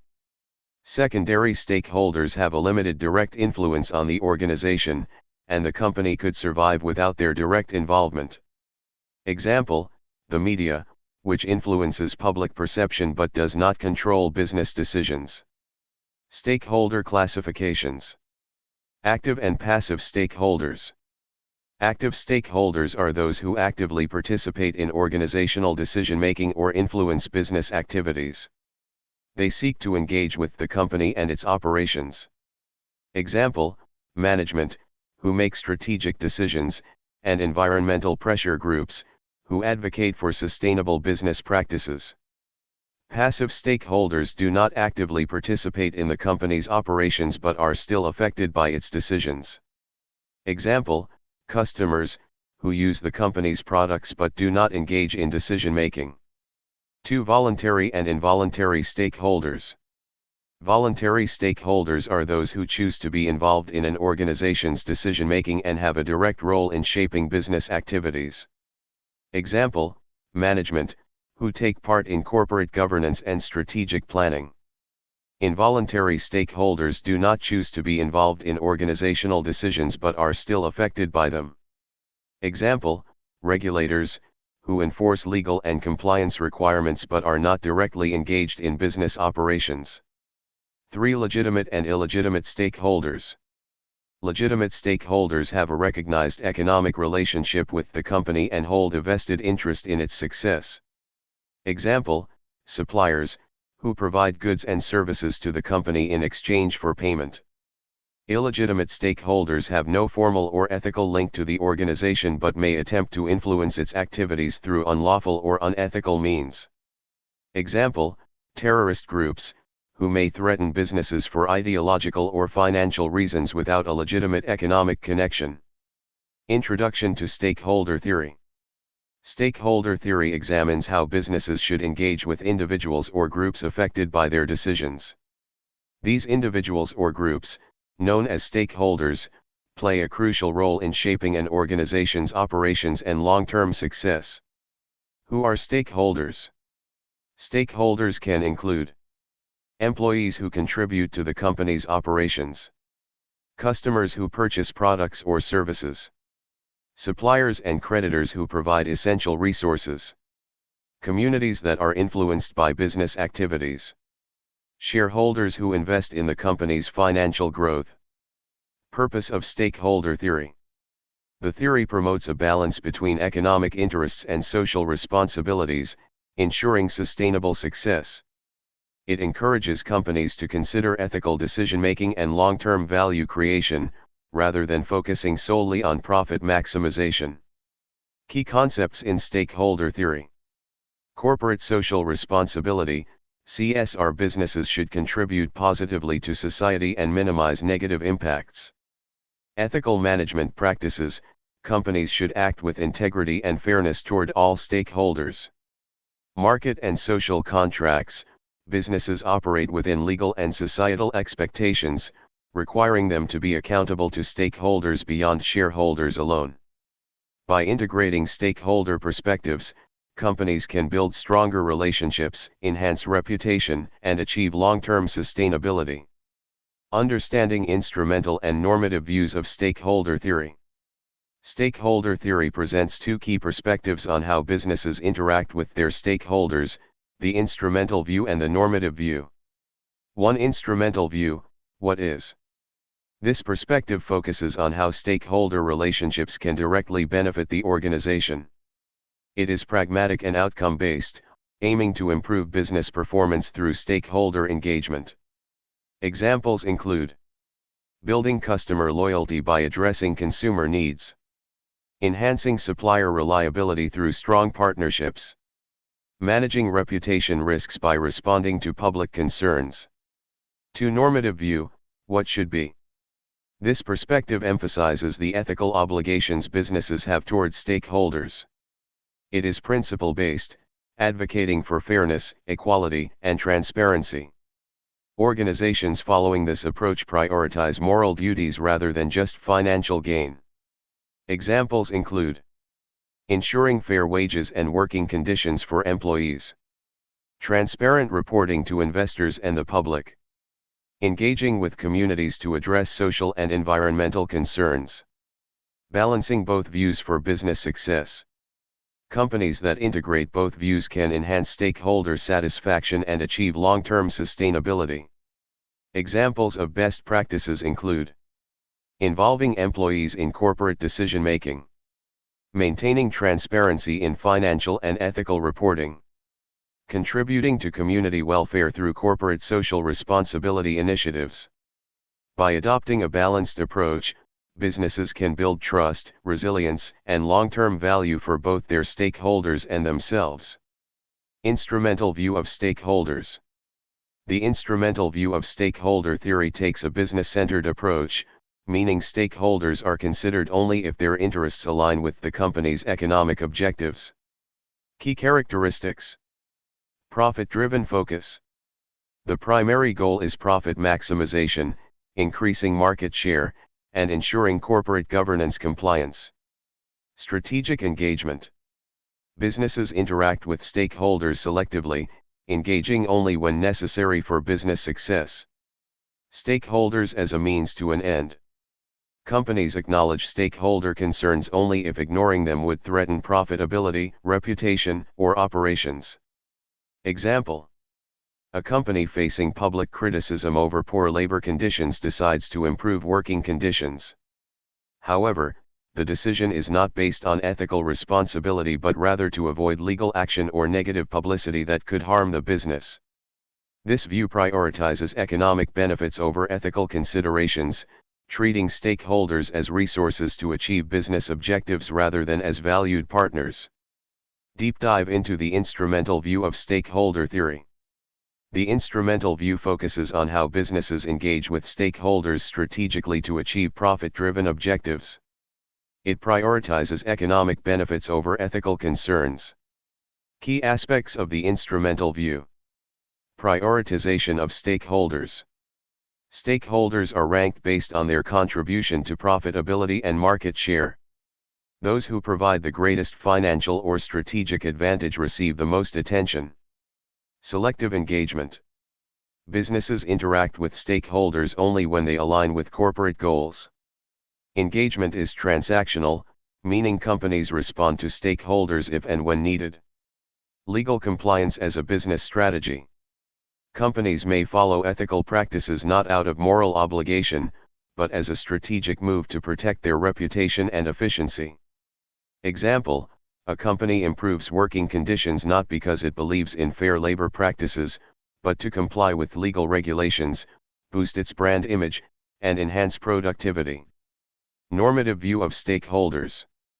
The normative view of stakeholder theory takes an ethical-centered approach, emphasizing that organizations should engage with stakeholders not just for profit, but because it is morally right to do so.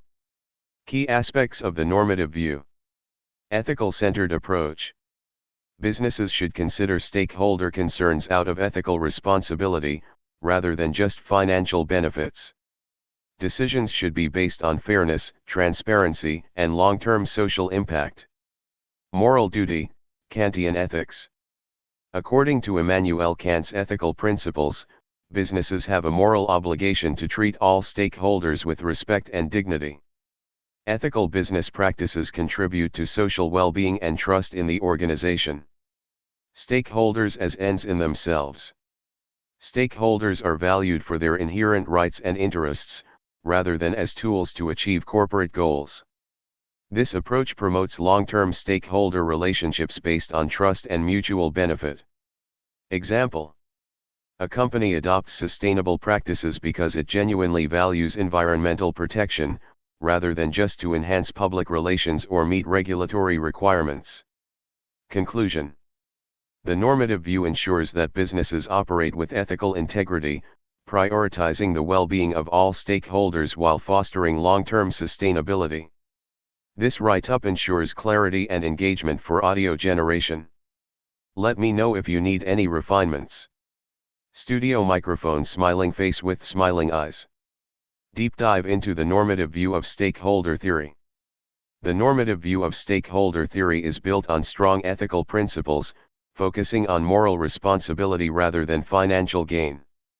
This approach encourages businesses to prioritize fairness, respect, and sustainability. Key aspects of the normative view. Kantian ethics framework. Based on Immanuel Kant's moral philosophy, which emphasizes treating all individuals with dignity and respect. Businesses should view stakeholders as ends in themselves, rather than as means to achieve corporate goals. Ethical decision-making should be universal, meaning companies should do the right thing, even if it does not directly benefit profits. Long-term ethical commitment. Companies should uphold stakeholder rights regardless of profitability. Ethical behavior fosters trust, loyalty, and a positive corporate reputation over time. Taking a principled approach helps in building stronger relationships with employees, customers, and communities. Sustainable practices example. A company that implements eco-friendly practices not just for regulatory compliance or brand image, but because it believes in environmental responsibility. Investing in renewable energy, waste reduction, and fair labor practices benefits both society and future business sustainability. Conclusion: the normative view promotes ethical leadership, fairness, and responsible corporate behavior, ensuring that businesses create a positive impact on society while maintaining long-term success. Key differences between the two views of stakeholder theory. Stakeholder theory can be understood through two primary perspectives: instrumental view and normative view. These approaches differ in their purpose, stakeholder role, decision-making basis, and real-world applications. Purpose. The instrumental view focuses on profit maximization, using stakeholder relationships as a strategy to improve financial performance. The normative view prioritizes ethical responsibility, ensuring fair treatment of stakeholders regardless of economic gains. Stakeholder role. In the instrumental view, stakeholders are considered a means to achieve business success. In the normative view, stakeholders are valued for their inherent rights and contributions, rather than just for their financial impact. Decision basis. Instrumental decisions are based on economic benefits, ensuring stakeholder engagement only when it enhances market position or compliance. Normative decisions are based on fairness and ethical duty, ensuring respect, transparency, and long-term trust. Example: corporate social responsibility, CSR. A company following the instrumental view engages in CSR initiatives to enhance brand image and boost profitability. A company adopting the normative view pursues CSR genuinely, aiming to create a positive social and environmental impact.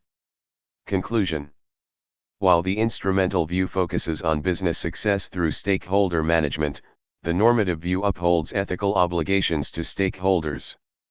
Many successful companies find a balance between the two, integrating ethical responsibility with strategic business goals.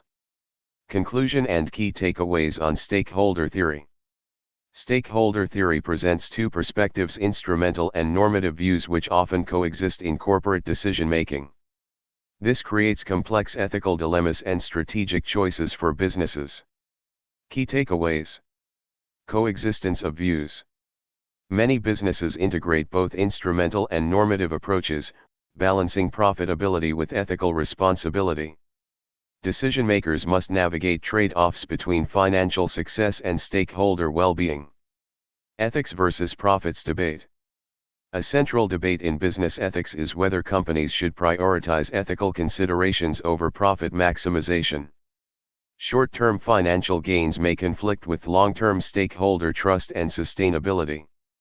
Real-world balancing act. Some companies effectively combine profitability with ethical responsibility.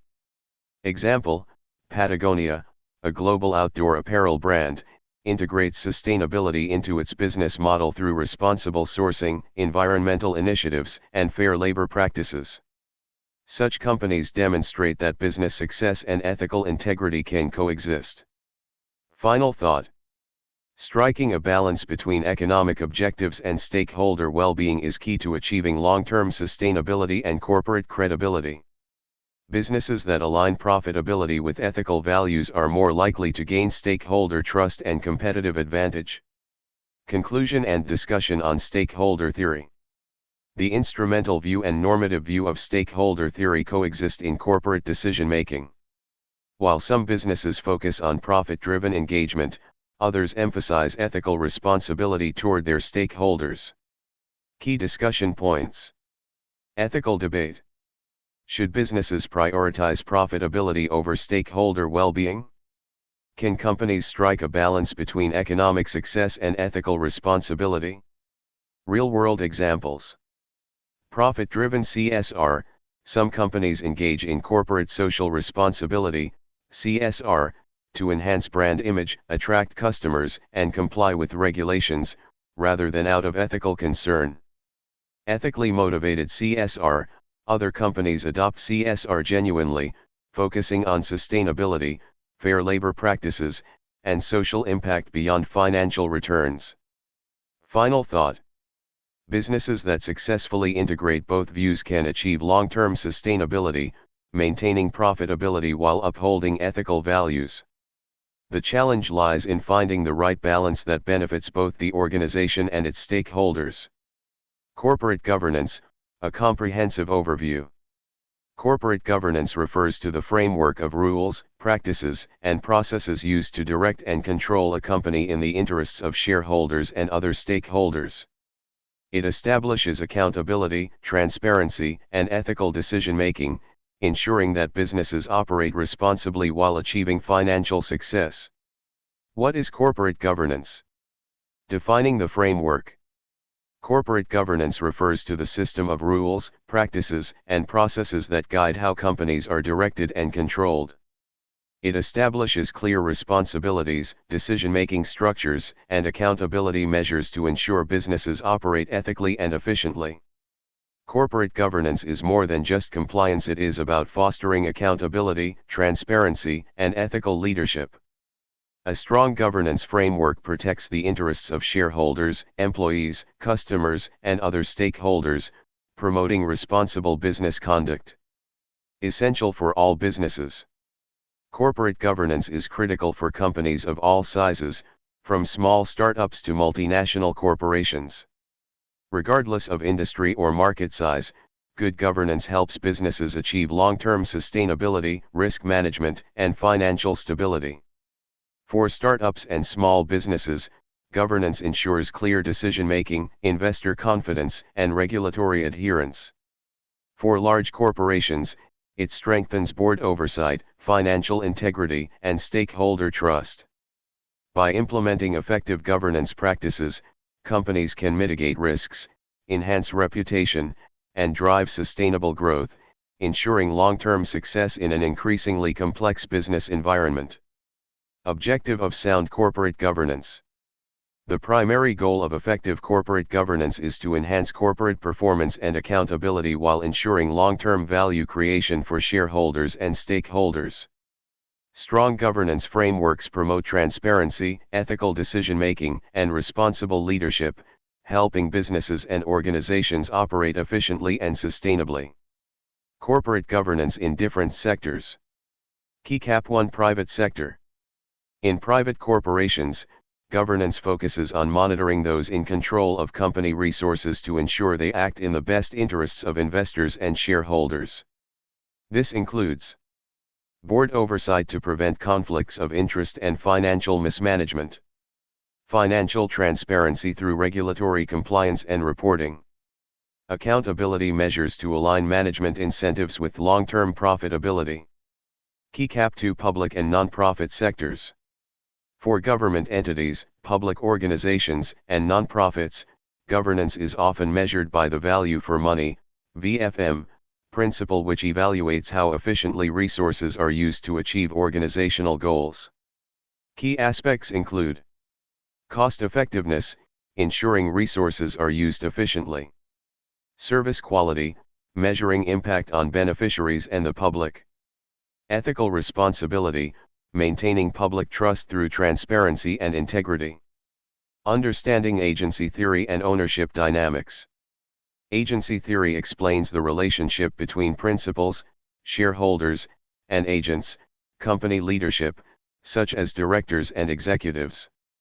In this relationship, principals entrust agents with decision-making authority to manage the company on their behalf. However, because agents may have different personal incentives, conflicts of interest can arise. Potential conflicts of interest. Risk versus reward. Shareholders may prioritize long-term value creation, while executives may focus on short-term performance to maximize bonuses. Resource allocation. Managers may use company resources for personal gain, such as excessive perks or unnecessary expansion. Effort misalignment. Executives may not always act in the best interests of shareholders, leading to inefficiencies or poor strategic decisions. Corporate governance as a solution. To align the interests of company leadership with shareholders and other stakeholders, corporate governance mechanisms are implemented. Board oversight. Independent directors provide checks and balances on executive decision-making. Performance-based incentives. Executive compensation is often linked to long-term shareholder value. Transparency and accountability. Financial disclosures and audits ensure honest and ethical management. Regulatory compliance. Laws and governance codes, such as Sarbanes-Oxley, SOX, and the UK Corporate Governance Code, enforce corporate accountability. By implementing strong governance practices, companies can reduce agency conflicts, enhance transparency, and ensure that leadership decisions align with the best interests of shareholders and stakeholders alike. Key concepts of agency theory. Key Cap 1 Principal-Agent relationship. Agency theory describes the relationship where a principal, shareholder or owner, appoints an agent, director or executive, to manage the company on their behalf. The agent is expected to act in the principal's best interests, but their personal goals may not always align with those of the principal. Key Cap 2 Agency costs. Agency costs arise because principals need to monitor the behavior of agents due to potential conflicts of interest. These costs include external audit fees to ensure financial transparency, costs of attending meetings to oversee management decisions, time spent reviewing financial reports and analyst reports to assess performance. Key Cap 3 Accountability and fiduciary responsibility. By accepting a role on behalf of the principal, the agent becomes accountable for their decisions. In corporate governance, directors, agents, have a fiduciary duty to operate in the best interests of shareholders. This responsibility is often outlined in company law and governance codes, ensuring that directors act ethically and transparently. Key Cap 4 Conflicting objectives. Agents, such as executives and directors, may prioritize high salaries, large bonuses, and personal status, while principals, shareholders, seek wealth maximization and long-term returns. These misaligned incentives can create agency conflicts, requiring strong governance mechanisms to align interests. Key Cap 5 Stakeholder Considerations. While agency theory focuses on the relationship between principals and agents, businesses must also consider stakeholders, anyone affected by the company's actions, such as employees, customers, suppliers, and regulators. The stewardship model, redefining organizational leadership. The stewardship model views managers and executives as stewards of corporate assets, acting in the best interests of shareholders and stakeholders. Unlike agency theory, which assumes potential conflicts between principals and agents, the stewardship model is built on trust, shared goals, and long-term commitment. Key principles of the stewardship model. Key Cap 1 Managers as stewards. Executives are not merely agents working for personal gain but custodians of corporate resources, ensuring sustainable growth. They prioritize organizational success over individual financial incentives. Key Cap 2 Trust-based governance. Instead of emphasizing strict controls and monitoring, this model assumes that leaders are intrinsically motivated to act in the best interests of the company and its stakeholders. A collaborative culture fosters loyalty, ethical leadership, and high-performance decision-making. Key Cap 3 Protection and promotion of stakeholder interests. Scholars like Argenti, 1997, and Campbell, 1997, advocate for protecting and promoting the rights of both shareholders and broader stakeholders. This model recognizes that long-term success depends on building relationships with employees, customers, and the community. Example: ethical leadership for sustainable growth. Companies led by ethical stewards tend to focus on long-term value creation rather than short-term financial gains. Example: Unilever integrates sustainability, employee well-being, and ethical leadership into its corporate strategy, driving both financial success and positive social impact. Patagonia prioritizes environmental responsibility and stakeholder engagement, ensuring long-term brand loyalty and growth. Accountability in corporate governance, balancing stakeholder interests. Corporate leaders, acting as agents, must be held responsible and accountable for managing the conflicting interests of multiple stakeholders. An effective governance framework ensures that both shareholder value and broader stakeholder interests are protected.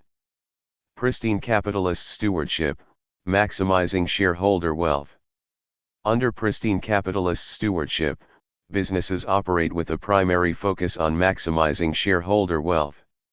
This perspective assumes that by prioritizing profitability, companies will naturally contribute to economic growth, job creation, and long-term success. However, this model can lead to short-term decision-making that disregards broader ethical and social responsibilities. Corporate failures, lessons from Enron and WorldCom. The collapse of Enron and WorldCom illustrates the consequences of poor governance, unethical leadership, and a failure to balance shareholder and stakeholder interests. These companies engaged in fraudulent accounting practices to inflate profits, misleading investors while harming employees, customers, and the broader economy. Their failures highlight the dangers of prioritizing short-term financial gains over transparency and ethical conduct. The need for independent oversight, strong board leadership, and regulatory compliance. The importance of balancing financial success with corporate accountability. Lesson learned: governance beyond shareholder value. Modern corporate governance emphasizes balancing shareholder value with broader accountability. Key takeaways include: Key Cap 1 Transparency and ethical leadership. Companies must adopt clear financial reporting and responsible decision-making to maintain stakeholder trust. Key Cap 2 Stakeholder consideration. Sustainable success depends on employee well-being, customer satisfaction, and regulatory compliance, not just stock performance. Key Cap 3 Regulatory oversight. Governance codes, such as Sarbanes-Oxley, SOX, and corporate governance frameworks, help prevent corporate misconduct. The separation of ownership and control. The structure of a business determines the degree of separation between ownership and control. As businesses grow, ownership often becomes more distributed, requiring formal governance mechanisms to oversee decision-making. One sole proprietorship, bust in silhouette, owner manages model. A single individual owns and manages the business.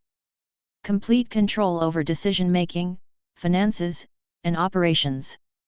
No separation between ownership and management, but also higher personal risk. Example, a freelance consultant or a small retail shop owner. 2. Partnership, shared ownership and decision-making. Owned and managed by 2 or more partners working together. Decisions are made jointly, with profits and risks shared. Limited separation between ownership and control, but potential for disputes if interests diverge. Example, a law firm or medical practice with multiple partners. 3. Limited company, office building, shareholders and a board of directors. Ownership is separate from management. Shareholders own the company but elect a board of directors to oversee operations. The board appoints executives, such as a CEO, to manage daily activities. Legal structure protects shareholders from personal liability but creates potential agency conflicts between owners and managers. Example, privately held corporations like family-owned businesses. 4. Public limited company, PLC, office building bar chart, widespread ownership and structured governance. Shares are publicly traded, and ownership is distributed among a large number of investors. Governance is structured with a board of directors, executive management, and regulatory oversight. High separation of ownership and control, requiring strong corporate governance to protect shareholder interests. Greater accountability due to financial disclosures and compliance with governance codes. Example, large multinational corporations like Amazon, Tesla, or Unilever. The evolution of limited companies and the separation of ownership and control. Limited companies, a path to long-term funding and wealth creation. The introduction of limited companies transformed business by enabling increased capital investment, leading to long-term funding and economic growth. Unlike sole proprietorships or partnerships, limited companies could scale operations, attract investors, and generate wealth more effectively. Shareholding and limited liability, lower risk, higher investment. By offering limited liability, companies encouraged public investment while protecting individual shareholders from personal financial losses. This shift allowed businesses to raise capital from a broader investor base, driving industrial and economic expansion. The need for separation, owners versus managers. As businesses grew, many investors lacked the business expertise or time to manage operations effectively. This led to the separation of ownership, shareholders, and control, managers and executives, requiring a governance structure to protect investor interests. Board of directors, agents for shareholders. To bridge the gap between ownership and management, companies established a board of directors, responsible for overseeing company strategy and executive decisions, ensuring accountability and financial transparency, acting in the best interests of shareholders while balancing stakeholder concerns. Modern PLCs, the standard business structure. Public limited companies, PLCs, have now become the dominant corporate model, rarely questioned in global markets. Their governance structure, combining shareholder investment, professional management, and regulatory oversight, ensures financial stability, corporate accountability, and long-term success. Legal and professional frameworks in governance. Origins of Companies Acts. The UK Companies Act of 1844 was the first legislation to codify corporate governance and legal compliance, establishing a framework for business regulation, transparency, and accountability. This marked the beginning of modern corporate law, ensuring that companies operated under structured legal oversight. Key regulatory components. Corporate governance laws are built on several essential elements to protect stakeholders and maintain market integrity. Company constitution, defines the company's legal structure, purpose, and governance rules. Mandated financial disclosures ensures that companies publish accurate financial reports, enabling investors and stakeholders to make informed decisions. Creditor safeguards protects lenders and suppliers by ensuring responsible financial management and debt obligations. Capital maintenance requirements prevents companies from depleting capital irresponsibly, maintaining financial stability. Independent external audits. Legal frameworks require independent audits to ensure financial transparency and prevent fraud. Reinforce stakeholder confidence by verifying that financial statements present a true and fair view of the company's financial health. Hold directors accountable for financial management and compliance with regulations. These governance mechanisms collectively enhance corporate accountability, investor trust, and ethical business practices, forming the foundation of modern corporate governance. Directors' responsibilities in financial reporting. Director responsibilities. Company directors are legally and ethically responsible for ensuring that financial reports provide a true and fair view of the company's financial position. Their key duties include ensuring financial accuracy to reflect the company's actual economic performance, complying with accounting standards, e.g., IFRS, GAAP, and regulatory requirements, preventing misrepresentation or fraud in financial disclosures, maintaining transparency to uphold investor and stakeholder trust. Stakeholder reliance on financial reports. Financial reports are critical decision-making tools for stakeholders, including investors, who assess profitability and risk, creditors, who evaluate the company's ability to meet financial obligations, employees and unions, who monitor financial health and job security, regulators, who ensure compliance with financial laws and governance codes. Because stakeholders base their decisions on these reports, any errors, misstatements, or fraudulent reporting can lead to severe financial and reputational consequences. Auditing's assurance role. Independent external audits play a vital role in verifying financial accuracy and ensuring compliance with accounting principles, detecting irregularities that could indicate fraud or financial mismanagement, enhancing trust and credibility, reinforcing stakeholder confidence in corporate governance. By fulfilling their financial reporting responsibilities, directors uphold corporate integrity, mitigate risks, and strengthen investor and public trust in the organization. Role of auditors in corporate governance. Auditors serve as a critical pillar of corporate governance, ensuring financial transparency, accountability, and trust. Their role extends beyond compliance, reinforcing investor confidence and corporate integrity through independent assessments. Independent verification. Auditors provide an objective and unbiased review of a company's financial statements, internal controls, and risk management practices. Their assessments ensure that financial reports comply with accounting standards, IFRS, GAAP, and regulatory requirements. Independent audits prevent misstatements, fraud, and financial manipulation, safeguarding stakeholder interests. Faithful representation of financial information. Effective audits verify that financial data accurately reflects a company's true economic position. Ensuring full disclosure of assets, liabilities, and cash flows prevents misleading information that could harm investors. Auditors help detect accounting irregularities, fraud, and operational inefficiencies, enhancing governance quality. Trust-building mechanism. Reliable financial reporting fosters stakeholder trust, including investors, regulators, and creditors. Audit opinions provide assurance that financial statements are fair, transparent, and free from material misstatements. Strengthened governance through audits enhances corporate credibility and investor confidence, supporting long-term business stability. Ethical and cultural dimensions of governance. Ethical corporate culture.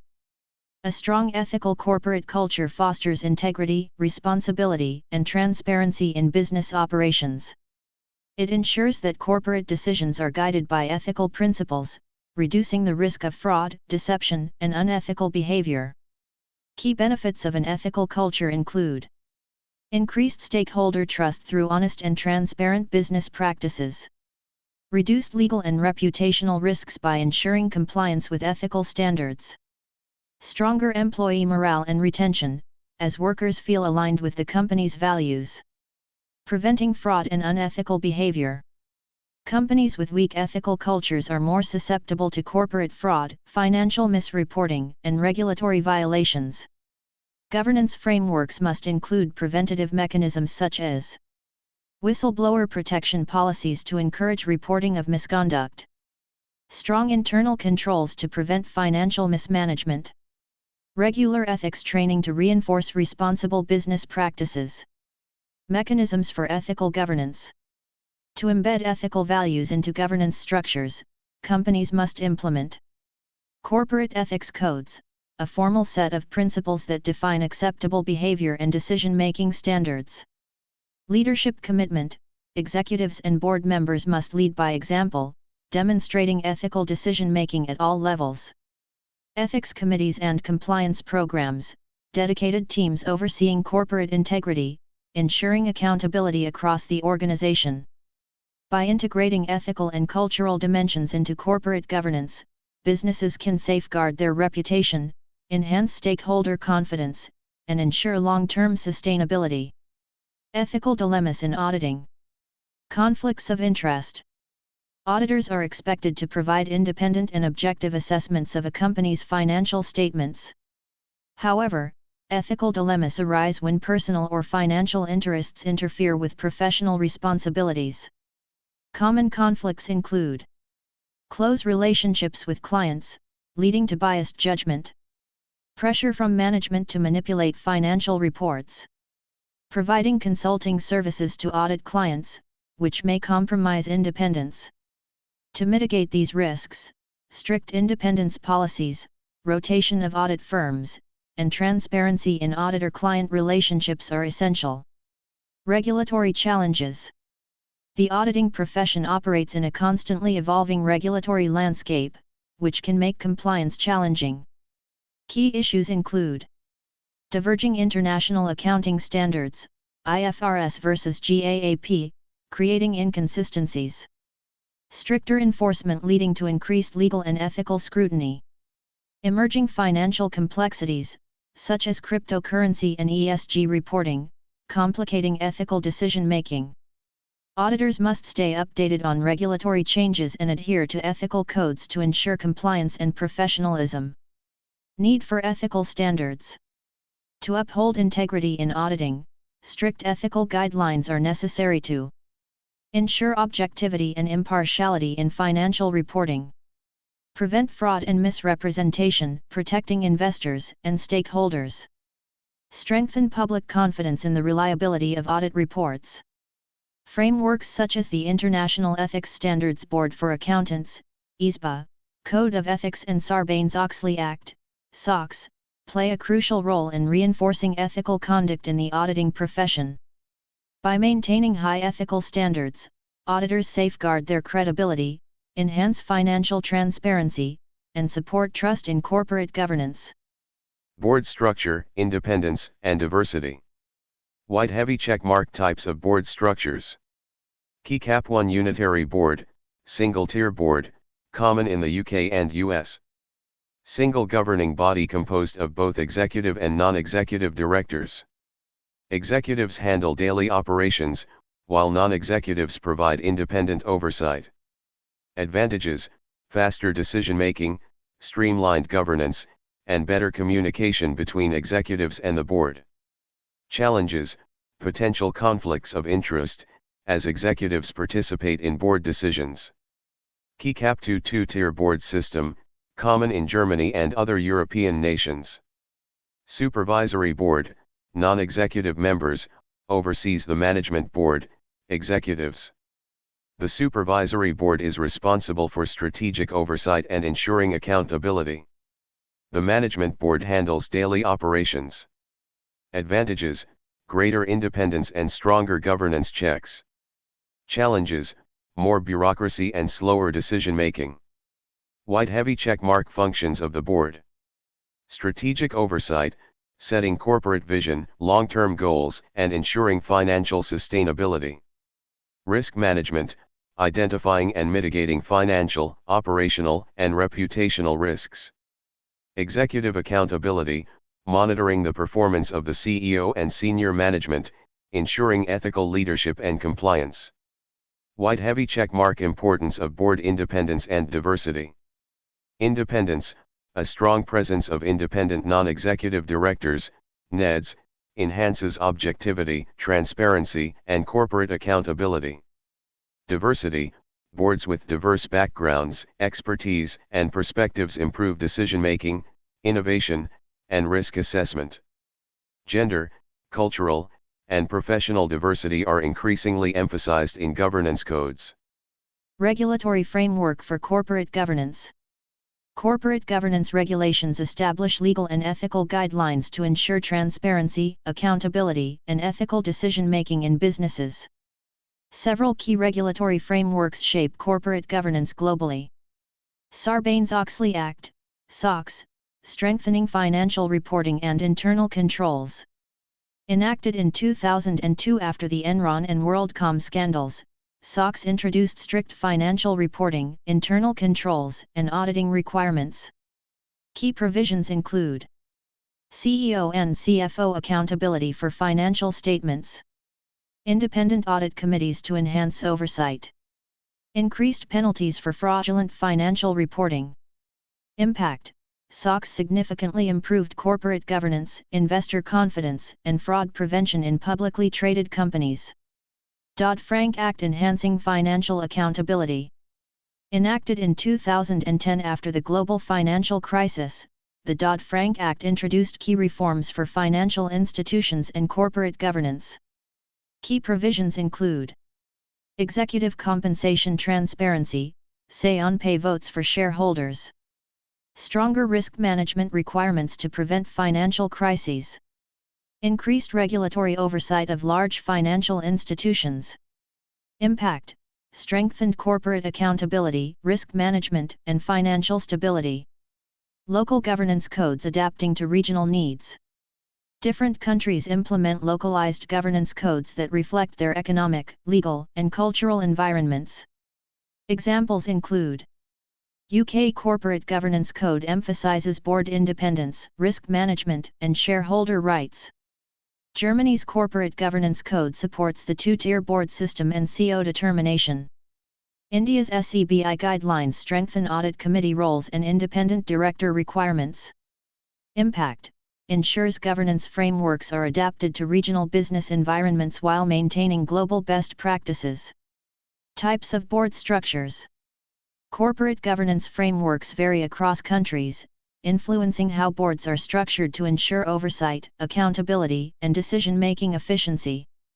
Unitary board structure, single-tier board, common in the UK and US. Integrates both executive and non-executive directors within a single governing body. Executives handle daily operations, while non-executives provide strategic oversight and independent judgment. Advantages: efficient decision-making due to direct communication between executives and independent directors. Stronger collaboration between leadership and oversight functions. More adaptable to fast-changing business environments. Challenges: potential for conflicts of interest, as executives participate in board decisions.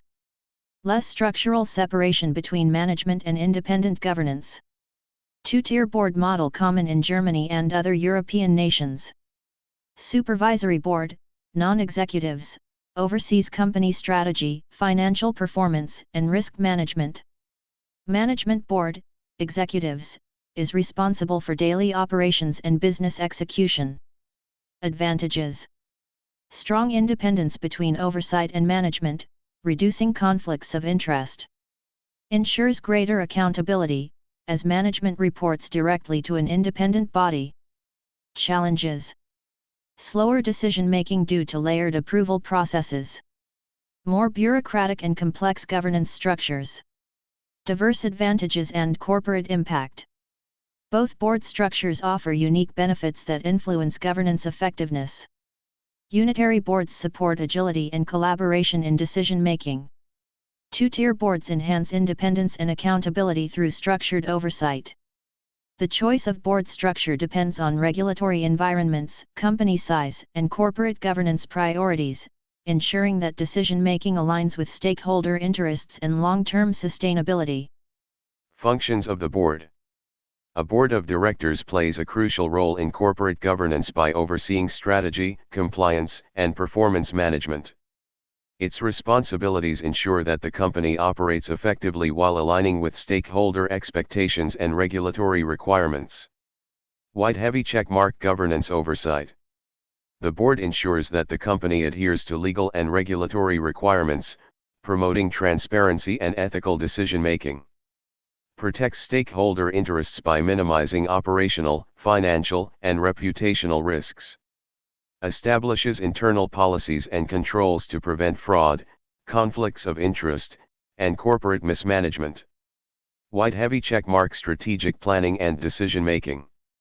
Actively participates in formulating and approving corporate strategy, ensuring that objectives align with long-term business sustainability.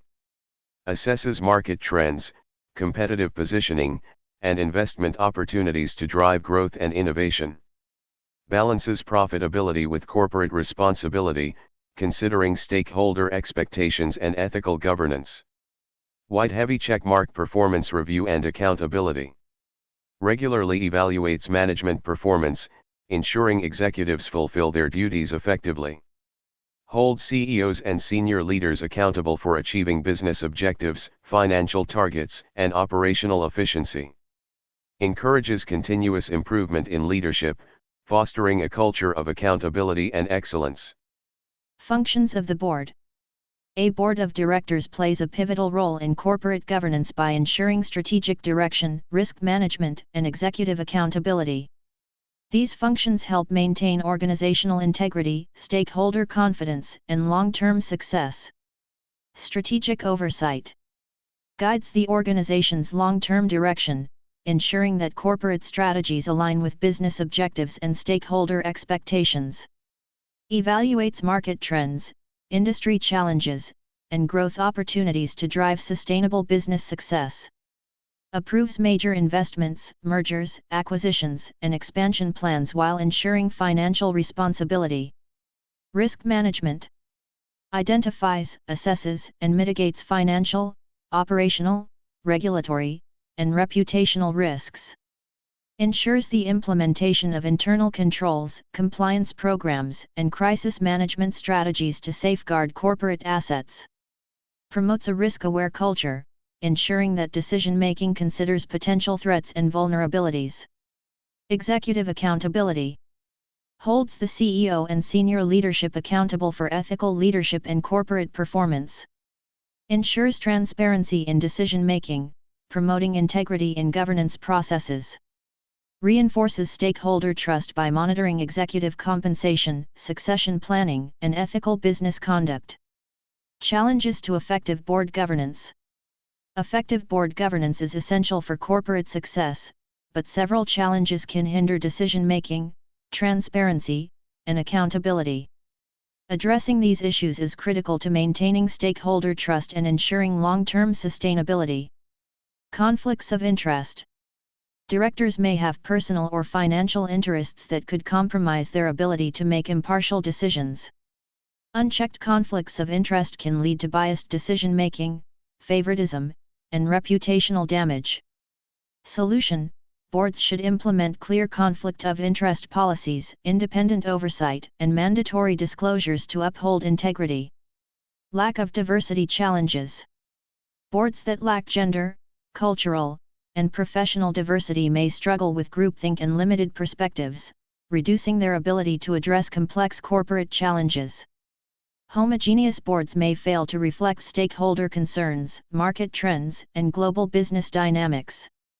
Solution: companies should actively promote diverse board appointments, ensuring a broad range of expertise, backgrounds, and viewpoints. Information inadequacy and solutions.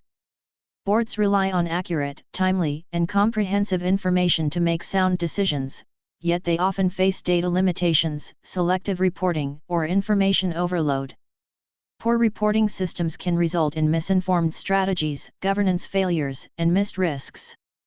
Solution: establishing robust data accessibility frameworks, transparent reporting mechanisms, and regular performance reviews enhances decision-making effectiveness. Best practices in corporate governance.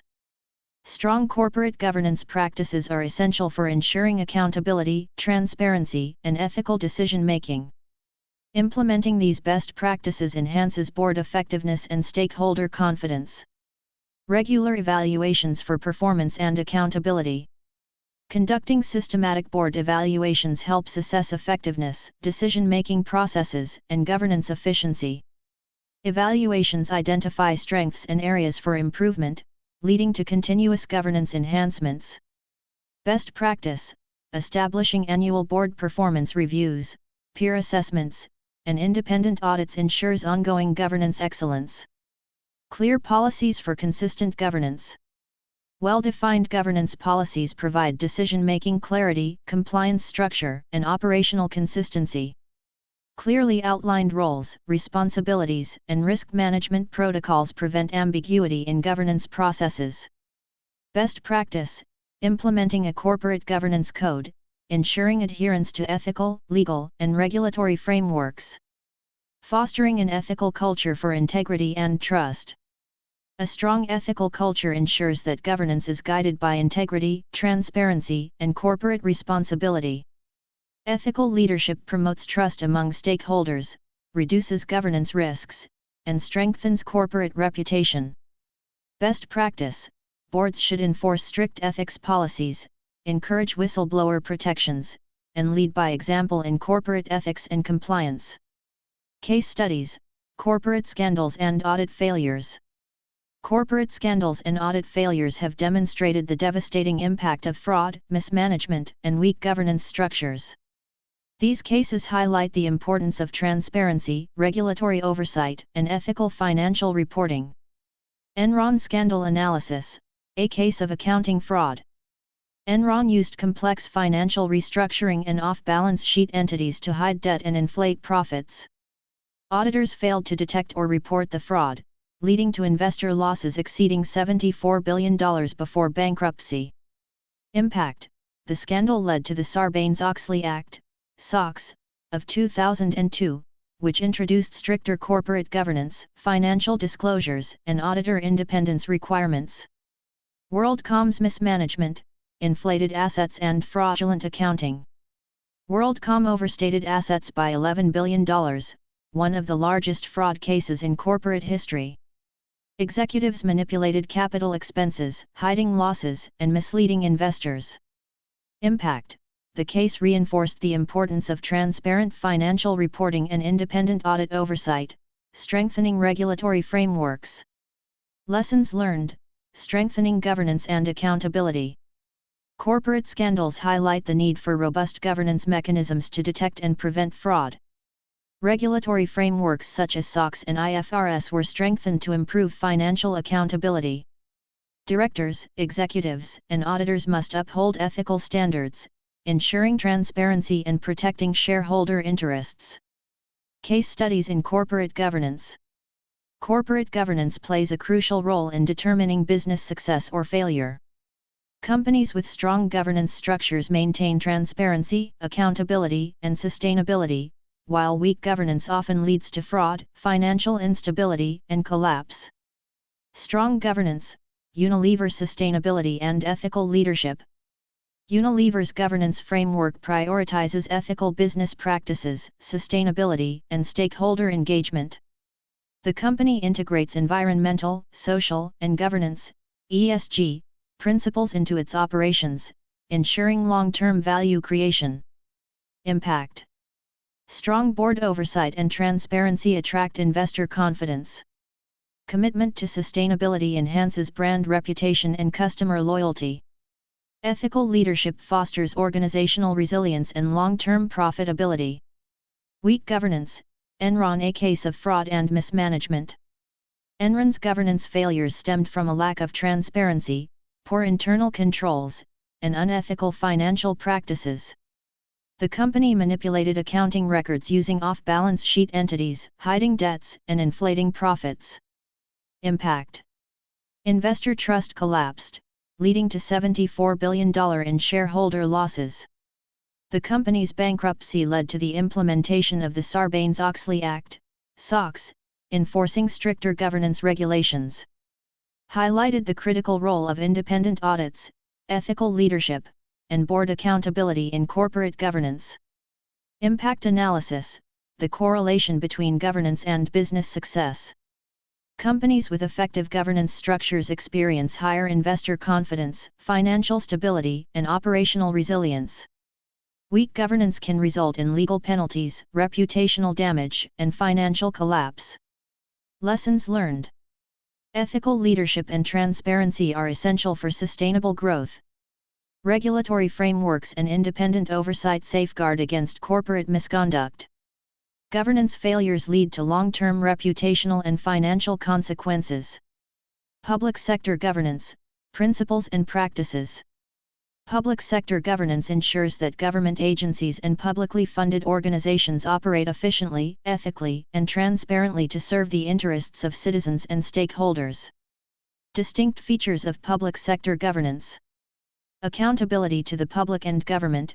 Unlike private corporations, public sector entities are responsible for delivering public value and are held accountable by governments, regulatory bodies, and citizens. Strict regulatory compliance: public institutions must adhere to legal, financial, and ethical standards, ensuring responsible management of public funds. Policy-driven decision-making: governance structures are influenced by government policies, political oversight, and public service mandates. Key principles of public sector governance. 1. Transparency. Ensuring open access to information, enabling public scrutiny. Regular financial disclosures and audit reports to prevent mismanagement. Use of public consultations and stakeholder engagement in decision-making. 2. Ethical conduct. Upholding integrity, fairness, and impartiality in service delivery. Enforcing anti-corruption policies and conflict of interest regulations. Establishing codes of conduct for government officials and public servants. 3. Effective resource management. Ensuring efficiency, effectiveness, and value for money, VFM, in public spending. Implementing performance evaluation systems for government projects. Reducing waste and optimizing the use of public funds and resources. Key regulations and future governance trends. Corporate governance frameworks have evolved over time to enhance transparency, accountability, and ethical leadership. Several landmark reports have shaped governance practices, influencing regulatory reforms and business policies. Key corporate governance regulations. 1. Cadbury Report, 1992, Strengthening Internal Control and Accountability. Established fundamental governance principles emphasizing board responsibility, financial transparency, and internal control mechanisms. Led to the development of the UK Corporate Governance Code and influenced global governance standards. 2. Greenbury Report, 1995, Addressing Executive Remuneration. Focused on fairness and transparency in executive pay. Recommended that remuneration committees be composed of independent directors to prevent excessive compensation. 3. Hampel Report, 1998, Enhancing Board Effectiveness. Built upon previous reports to emphasize board accountability and balanced governance. Stressed the need for a principles-based approach rather than rigid compliance rules. 4. UK Corporate Governance Code, 2014, Modern Governance Framework. Strengthened board accountability, risk management, and shareholder engagement. Reinforced the importance of independent non-executive directors, diversity, and long-term sustainability. Future trends in corporate governance. Small Blue Diamond Environmental, Social, and Governance, ESG, integration. Companies are increasingly focusing on sustainability, ethical business practices, and social responsibility. Investors and regulators demand clear ESG disclosures and climate risk assessments. Small Blue Diamond Technology-driven governance. The rise of AI, data analytics, and blockchain is enhancing transparency, fraud detection, and compliance monitoring. Digital governance frameworks improve decision-making efficiency and risk management. Small blue diamond: diversity and inclusion in leadership. Increased emphasis on board diversity in gender, ethnicity, and professional backgrounds. Studies show that diverse leadership enhances innovation, decision-making, and corporate reputation. Small blue diamond: stronger stakeholder engagement. Shift from shareholder-centric governance to a stakeholder-inclusive model. Companies are engaging employees, customers, and communities in corporate decision-making. Aligning governance with business strategy. Effective corporate governance is essential for ensuring long-term business success, as it integrates strategic oversight, ethical leadership, and stakeholder trust into decision-making processes. By aligning governance with business strategy, organizations can achieve sustainable growth, risk mitigation, and competitive advantage. Strengthening organizational resilience. Well-structured governance frameworks enable businesses to adapt to market shifts, regulatory changes, and economic uncertainties. Risk management practices, including internal controls and compliance mechanisms, protect corporate assets and ensure operational stability. Transparent decision-making fosters agility and accountability, helping organizations navigate crises effectively. Fostering trust with stakeholders. Strong governance practices reinforce investor confidence, attracting long-term capital and financial stability. Ethical leadership and clear corporate policies build trust with employees, customers, and regulatory bodies. Regular financial disclosures and transparent communication enhance stakeholder engagement and corporate credibility. Enhancing corporate reputation. Companies with robust governance frameworks are perceived as ethical, accountable, and socially responsible. Emphasizing environmental, social, and governance (ESG) factors strengthens brand image and stakeholder loyalty. Proactive board leadership ensures alignment between corporate values, business goals, and governance standards.